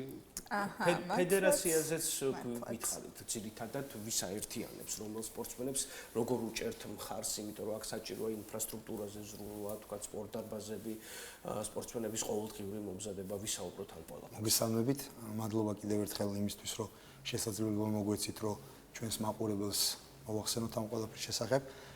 ფედერაციას რაც შეეხება დაარსდა 2026 წლიდან, ესე რომ თქვა უკვე ოფიციალურად თანაშრომლობს სახელმწიფოსთან, სპორტის სამინისტროსთან და დეპარტამენტთან და ვფიქრობ ეს ძალიან მნიშვნელოვანია იმისათვის რომ განვითარდეს ეს სპორტის სახეობა, თუმცა უნდა ითქვას რომ ეს ბიჭები აქამდე ძალიან დიდი შრომის და ოფლის დაღვაწლით არიან მოსულები და ზუსტად მათი დამსახურება რომ დღეს საფუძველი გახდა იმისი და აუცილებლობა რომ ფედერაცია შექმნილიყო. იყო ესეთ სიტუაცია რომ სპორტის სამინისტროს ხელმძღვანელობის, სპორტის დეპარტამენტის ხელმძღვანელობით და ხელმძღვანელების თხოვნით გადაწყდა რომ ამ სპორტის სახეობას იქიდან გამომდინარე ძალიან დიდი პოპულარობით სარგებლობს მთელ მსოფლიოში, ასევე საქართველოში უკვე ძალიან ბევრ ქალაქში და ასე რომ ვთქვათ რეგიონებში არის ეს უკვე ძალიან საინტერესო განვითარებული და შეიძლება ითქვას ერთ-ერთი ყველაზე განვითარებული სპორტის სახეობა ითვლება მთელ მსოფლიოში. შესაბამისად ადგილობრივად ჩვენ სამინისტროს და დეპარტამენტს ჰქონდა სურვილი რომ კიდევ ერთი კარგი რამ გაიკეთებინათ რომ უფრო მეტად დახმარებოდათ ამ სპორტსმენებს და მწვრთნელებს და მიიღეს გადაწყვეტილება რომ ჩამოყალიბებულიყო ახალი ფედერაცია რომელიც იქნებოდა კარგად გამართული, კარგი მენეჯმენტით და იქნებოდა კარგი ასე რომ ვთქვათ სამაგალითო ფედერაცია. ასევე ეროვნული ფედერაციის თხოვნით, ეროვნული ფედერაციის პრეზიდენტი იყო ჩამოსული, რომელმაც სრული გამოთქვა რომ აჭარაში, იქიდან გამომდინარე რომ აჭარას ძალიან დიდი რესურსი გააჩინა და თითქმის ყველა სპორტის სახეობაში ჩვენ გვყავს საკმაოდ წარმატებული და ძლიერი როგორც ფედერაციები და ასევე სპორტსმენები და მწვრთნელები. აჭარა მასპინძლობს ძალიან მასშტაბურ და დიდ ღონისძიებებს და ეს უკვე ჩვეულებრივი ამბავი გახდა და სურვილი იყო რომ ასევე ამ მიმართულებითაც ყოფილიყო. მოდით ლევან ამდენჯერმე ახსენეთ ძლიერი ფედერაცია. რა კრიტერიუმებს უნდა აკმაყოფილებდეს ფედერაცია? როგორი უნდა იყოს მისი გეგმა იმისთვის რომ მას უწოდოს ძლიერი და ფუნქციური? პირველ რიგში უნდა იყოს სწორი მმართველობის ფორმა. ანუ ის სპორტსმენები, რომლებიც აი როგორც ჩვენი ერთ-ერთი ჭაბუკებში ასპარეზზე ახალგაზრდა სპორტსმენი, რომელიც არის უკვე წარმატებული, აი ესეთ სპორტსმენები უნდა მოიპოვოთ. შედეგი უნდა იყოს სახეზე. არა მხოლოდ შედეგი, მასობრიობა უნდა იყოს, საინტერესო უნდა იყოს, ძალიან ბევრ ადამიანს უნდა მიეცეს შესაძლებლობა, რომ უბრალოდ დაკავდეს ამ სპორტის სახეობის. შესაძლებელია ეს სპორტის სახეობა არ მოწონდეს ვიღაცას როგორც შიოს, მაგრამ შეიძლება მე რაღაც სხვა მომწონდეს. ამიტომ ყველა პირობა არის შექმნილი სახელმწიფოსგან, რომ ნებისმიერ ადამიანს, რომელი სპორტის სახეობაც არ უნდა უნდოდეს, ჩვენ ხარ რადგან ვლაპარაკობთ კონკრეტულად ბათუმში აჭარაში რა ხდება, მე ასე ვიტყოდი, ფიქრობ საქართველოში წესია, თუმცა აჭარიდან ვიტყვი, როგორც ჩვენ აქაური წარმომადგენლები, რომ ნებისმიერი სპორტის სახეობა, რაც არ უნდა უნდოდეს, შეუძლია მივიდეს სპორტის სასახლეში და ზოგადად. ანუ ინფრასტრუქტურა არის გამართული? ყველაფერი აქვს ჭრილობა, რაც საჭიროა, პირობები, ყველა სპორტის მიმართულებით. ეხლა ჩვენ ამ შედეგებზე ვერ გავიდოდით, რომ არ არსებობდეს ეს ბაზა და ის მწვრთნელები, რომ უბრალოდ ეს კიდე ზედმეტი ფუფუნება და დახმარება არის. უფრო იგრძნობენ ეს სპორტსმენები, როდესაც უკვე სახელმწიფოსგანაც ექნებათ მხარდაჭერა და დახმარება. უნდა აკმაყოფილებდეს იმას, უნდა იყოს დაკომპლექტებული ძლიერი მწვრთნელებით, ანუ ძალიან ძლიერი შტაბი უნდა იყოს მწვრთნელთა, რაც ყველაზე მნიშვნელოვანია. კარგი პედაგოგები უნდა იყვნენ ისინი პირველ რიგში, რომ მათთან მისვლა ბავშვებს სიამოვნებდეს და არა მხოლოდ ჭიდაობის და ბოქსის და კარატეს და რაღაცის სწავლა და ბრძოლის სწავლა, პირველ რიგში ჩვენ უნდა ვასწავლოთ მათ სწორ გზაზე დაყენება და მათთვის საინტერესო უნდა იყოს მისვლა იქ, რომ ის ბედნიერი იყოს. კარგი ადამიანები უნდა გამოვიდეს პირველ რიგში, რომელიც ჩვენს ქვეყანას გამოადგება და შემდეგ იმ დისციპლინაზე რო ვილაპარაკებთ ჩვენ დამოკიდებულებაზე, რაც შეუნთქვა რომ უნდა გქონდეს დისციპლინა. ჩვენ პირველ რიგში ვცდილობთ და მწვრთნელები, სპორტსმენები ბავშვებს ვასწავლოთ, რომ საკუთარი თავი დავამარჯოთ ყოველდღე, ანუ ჩვენ იმაზე უკეთესები გავხდეთ, ვიდრე გუშინ ვიყავით. შესაბამისად, ჩვენ როდესაც ამაზე ვლაპარაკობთ და ვმუშაობთ, ეს იმას ნიშნავს, რომ ჩვენ არავის არასდროს აღარ შეგვიშენდება და შიში საიდან ხრება? შიში ხრება მაშინ, როდესაც შენ მუშაობ საკუთარ თავზე, ყოველდღე უკეთესი ხდები და როდესაც შენ თავს მოუგებ, შეუძლებელია ვიღაცამ შეგაშინოს, ხო? აქედან გამომდინარე, ზუსტად აი ეს გადაწყვეტილება მიიღო დეპარტამენტის ხელმძღვანელობამ, სამინისტროს ხელმძღვანელობამ, ეროვნულ ფედერაციასთან ერთად, რომ შექმნილიყო ეს ფედერაცია. ეხლა რაც შეეხება ფედერაციის მმართველობას, დაარსდა ეს ფედერაცია, ჩვენ გვაქვს უკვე გარკვეული ბიუჯეტი, რომელსაც ვისარგებლებ, რაზეც ზურა მისაუბრა და შემდეგ უკვე ჩვენ გადავანაწილეთ მინიმუმ 4 შეჯიბრით ჩატარდება ბათუმში, რომელიც იქნება აჭარის ჩემპიონატი, რომელშიც იქნება შავი ზღვის თასი, სადაც საერთაშორისო იქნება სხვადასხვა ქვეყნიდან ჩამოვლენილი სპორტსმენები. იქიდან გამომდინარე, რომ ჩვენ გარდა აი ამ მოყვარულების, ახალბედების, ესე რომ ვთქვა და ის ხალხი, ვინც აი ცოტა ხანია რაც უკვე ჩაერთოთ ამ სპორტის სახეობაში, არიან ისეთი წარმატებული სპორტსმენები, მაგალითად შიოს პირადი მწვრთნელი რუსლანი, რომელიც ახლა თქვენს კადრში ჩანს კარგად, ის უკვე პროფესიონალი მებრძოლია, მას სოფლიოში ძალიან კარგად ცნობენ, ის უახლოეს მომავალში ბრძოლებს ატარებს და საკმაოდ წარმატებული და ძლიერი სპორტსმენი, ასევე ამის გარდა არიან კიდე არ მინდა ვინმე სპორტსმენი გამოჩეს, წარმატებულები, რომელიცაც მსოფლიოში ცნობილია უკვე. ეროვნულ ფედერაციას ძალიან დიდი იმედი აქვს, რომ აჭარის რეგიონი ძალიან მალე უფრო მეტ შედეგებს გავა. ეს სპორტსმენები 67 სპორტსმენი მიემგზავრება ბელგრადში, რომელიც 5-დან 15 თებერვალამდე უმასპინძლებს ევროპის ჩემპიონატს, სადაც 67 კაცი შევთანხმდეთ და ვთქვათ, რომ ძალიან დიდი გუნდი არის საქართველოსთან, რომელიც მონაწილეობას მიიღებს. აჭარის ნაკრები 9 კაციანი შემადგენლობით იქნება. შიოსთან ერთად 9 სპორტსმენი იქნება მასთან ერთად. ასევე ძალიან მნიშვნელოვანია, რომ ჩვენ ყავს უკვე აჭარის ნაკრების მთავარი მწვრთნელი, აი შიოს პირადი მწვრთნელი რუსლანიზე ვისაუბრეთ და ჩვენ უკვე დავნიშნეთ ის ნაკრების მთავარ მწვრთნელად. ასევე ძალიან მნიშვნელოვანია ხვიჩა ქორიძე, რომელიც არის კარგი პროფესიონალი და ძლიერი როგორც სპორტსმენი, ასევე ძლიერი მწვრთნელი და ეროვნული ფედერაციის გადაწყვეტილებით ის უკვე ეროვნული ნაკრების მთავარი მწვრთნელია და ეხლა უკვე ამ წელს ის ეროვნული ნაკრების მთავარი მწვრთნელის სტატუსით მიემგზავრება და ვფიქრობ, ესეც სპორტსმენებთან ერთად, როდესაც აჭარას ეყოლება ესე ძლიერი გუნდი, რომელიც რუსლანის, გოჩაშავა არიან შაინზე და ძალიან ძლიერი ბიჭები, ესეთი თაობა, რა თქმა უნდა, უფრო ძლიერები იქნებიან და ვფიქრობ, როდესაც შემდეგი შეხვედრა გვექნება თქვენთან სტუმრად, ჩვენ უფრო ადგილები არ გვეყოფ ალბათ, უფრო მეტი ჩემპიონები მოგიწევთ სტუმრად. ევროპის ჩემპიონატი როდის გაიმართება შიო გითხარით და როდის მიემგზავრებით? ევროპის ჩემპიონატი 5 თებერვლიდან 15 თებერვლის ჩათვლით გრძელდება.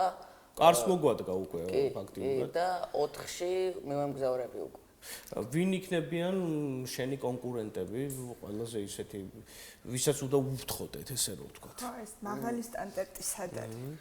აი მაღალი სტანდარტი უმეტესად ხო, აი ამ ახალგაზრდულ და ანუ ამ ჩემპიონატებზე უკრაინის ნაკრები ლიდერობს და სულ ძალიან ბევრ შედეგებს აკეთებენ, გამოცდილებიც არიან და ალბათ უკრაინელები, მაგრამ მნიშვნელობა არ აქვს. აი მწვრთნელები ვახსენებთ, რომელთაც ფუნდამენტური როლი აქვთ ხო, აი ზოგადად ადამიანების წარმატებაში და ამ სპორტის განვითარებაში. ხდება თუ არა მწვრთნელების გადამზადება და ტრენინგება საინტერესოა, მოგვიყევით ამ პროცესს.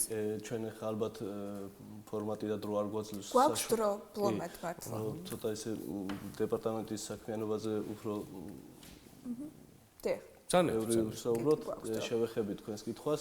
ჩვენ ყოველწლიურად გვაქვს გათვალისწინებული სხვადასხვა ფედერაციებისთვის საჭიროების შემთხვევაში ვიწვევთ ის იქნება საქართველოს მასშტაბით თუ სხვადასხვა ქვეყნის წარმომადგენლები, რომელიც უტარებს მწვრთნელებს, ჩვენ მწვრთნელებს აჯებს აქვე ბათუმში გადამზადებას, ხდება სერტიფიცირება, ეს ყოველწლიურად, ოღონდ სხვადასხვა სპორტის სახეობებში, იმიტომ რომ ერთდროულად არ ვაკეთებთ, იმიტომ რომ ინდივიდუალური მიდგომა გქონდეს იმ სახეობაში, იმ მიმართულებით განვითარდეს ჩვენი მწვრთნელები და ჩვენ არა მარტო გადამზადება, მე ვიტყოდი რომ ეხლა შერეულ ორთაბრძოლებში აუცილებლად წლის განმავლობაში მოხდება და გადავამზადებთ აუცილებლად სრული შემთხვევაში, იმიტომ რომ ბატონმა ლევანემ ახსენა პროფესიონალური მწვრთნელები, მაგრამ არის შეიძლება საზოგადოება, რომელსაც სურვილი აქვს სამომავლო მწვრთნელობის და იყოს და კვალიფიკაციის ამაღლება სურს. როგორც ახსენეთ, ეს სპორტის სახეობა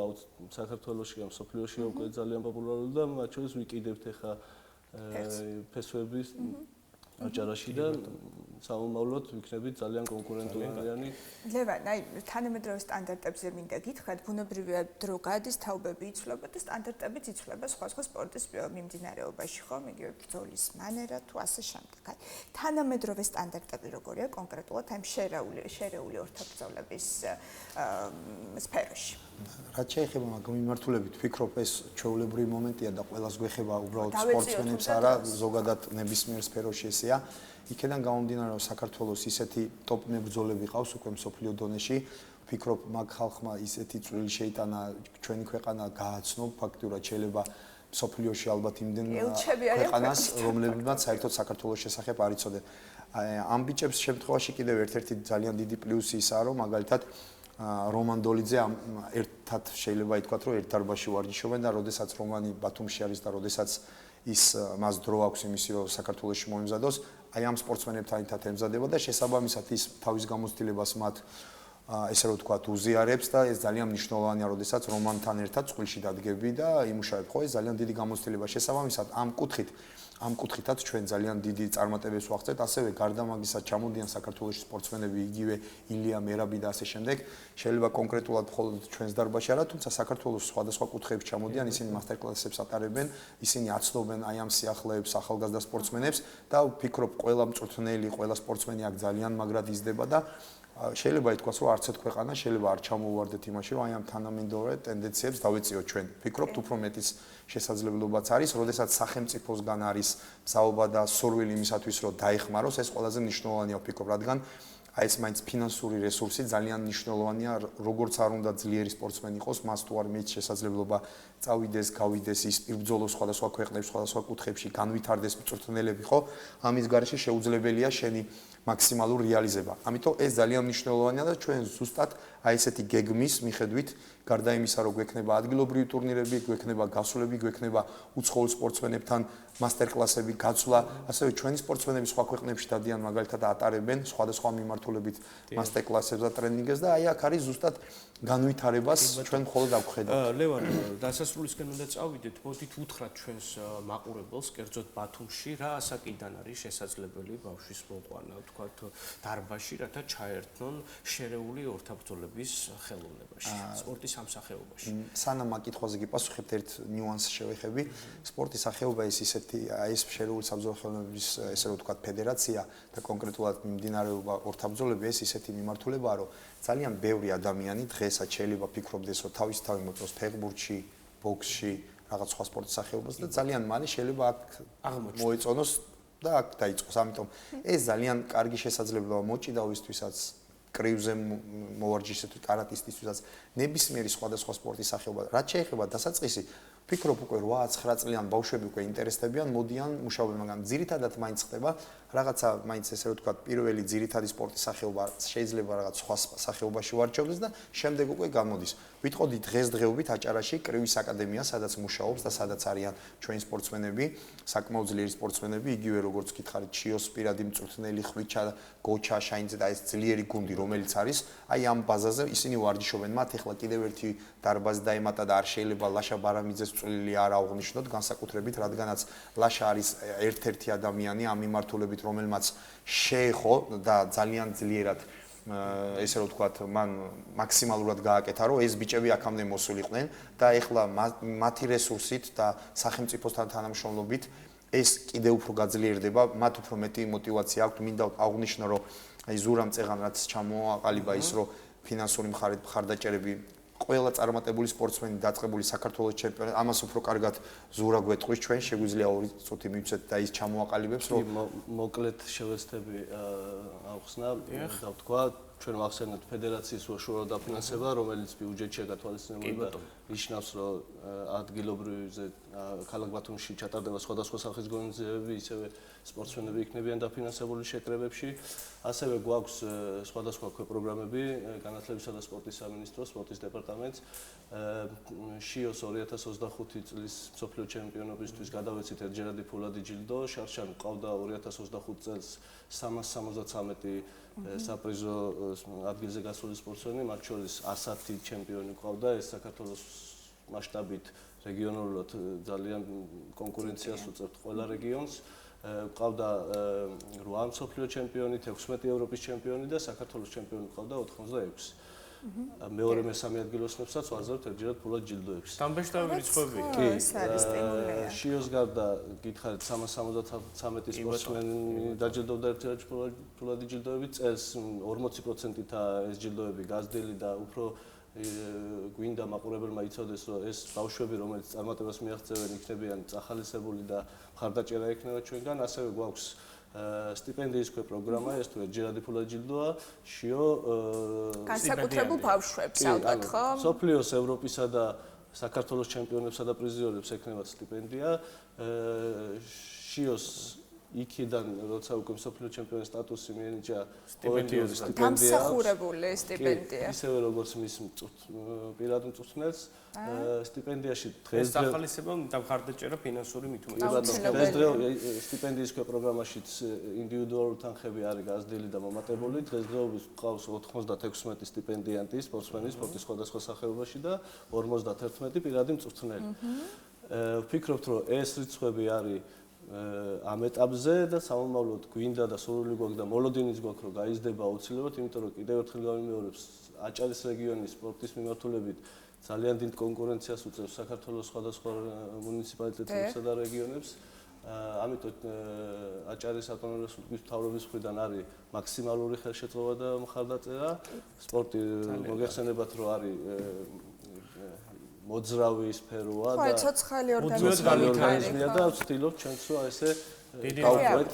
ბოლოს ვიტყვი რომ არ გამომჩნე ძალიან მნიშვნელოვანია ეროვნული ფედერაციის პრეზიდენტმა გიორგი კაბულაშვილმა შეძლო რა თქმა უნდა სახელმწიფოს დახმარებით სამინისტროს ცენტრალური და ასე შემდეგ შეძლეს მათ და მათ წინა წელს ევროპის სოფლიო ჩემპიონატს უმასპინძლენ სოფლიო ჩემპიონატს უმასპინძლენ საქართველოში და წელსაც იქ პროგრამა არის ესეთი რომ ქვეყანა რომელიც წამოიღებს სოფლიო ჩემპიონატს ის ვალდებულია 3 წელი ზედიზედ ჩაატაროს და წელს კიდევ უწევთ მათ საქართველოს უწევს მასპინძელი ქვეყანა იქნება და ეს ვფიქრობ ძალიან დიდი პატივია და პასუხისმგებლობაც და თან როდესაც ახლოდან შეუძლიათ საქართველოში მაცხოვრებელ სპორტსმენებს, მსურველებს და ესე რომ ვთქვათ იმ ადამიანებს, რომლებსაც მოწონს ეს სპორტის სახეობა, ადგილიდან უყურონ სოფლიო ჩემპიონატებს და დაესწრონ, ეს კიდევ უფრო მეტად ხელშეუწყობს პოპულარიზაციას და ვფიქრობ ძალიან ბევრი ადამიანი დაკავდება ამით კიდე. ეს დავამატებდი ბოდიშის მოხდით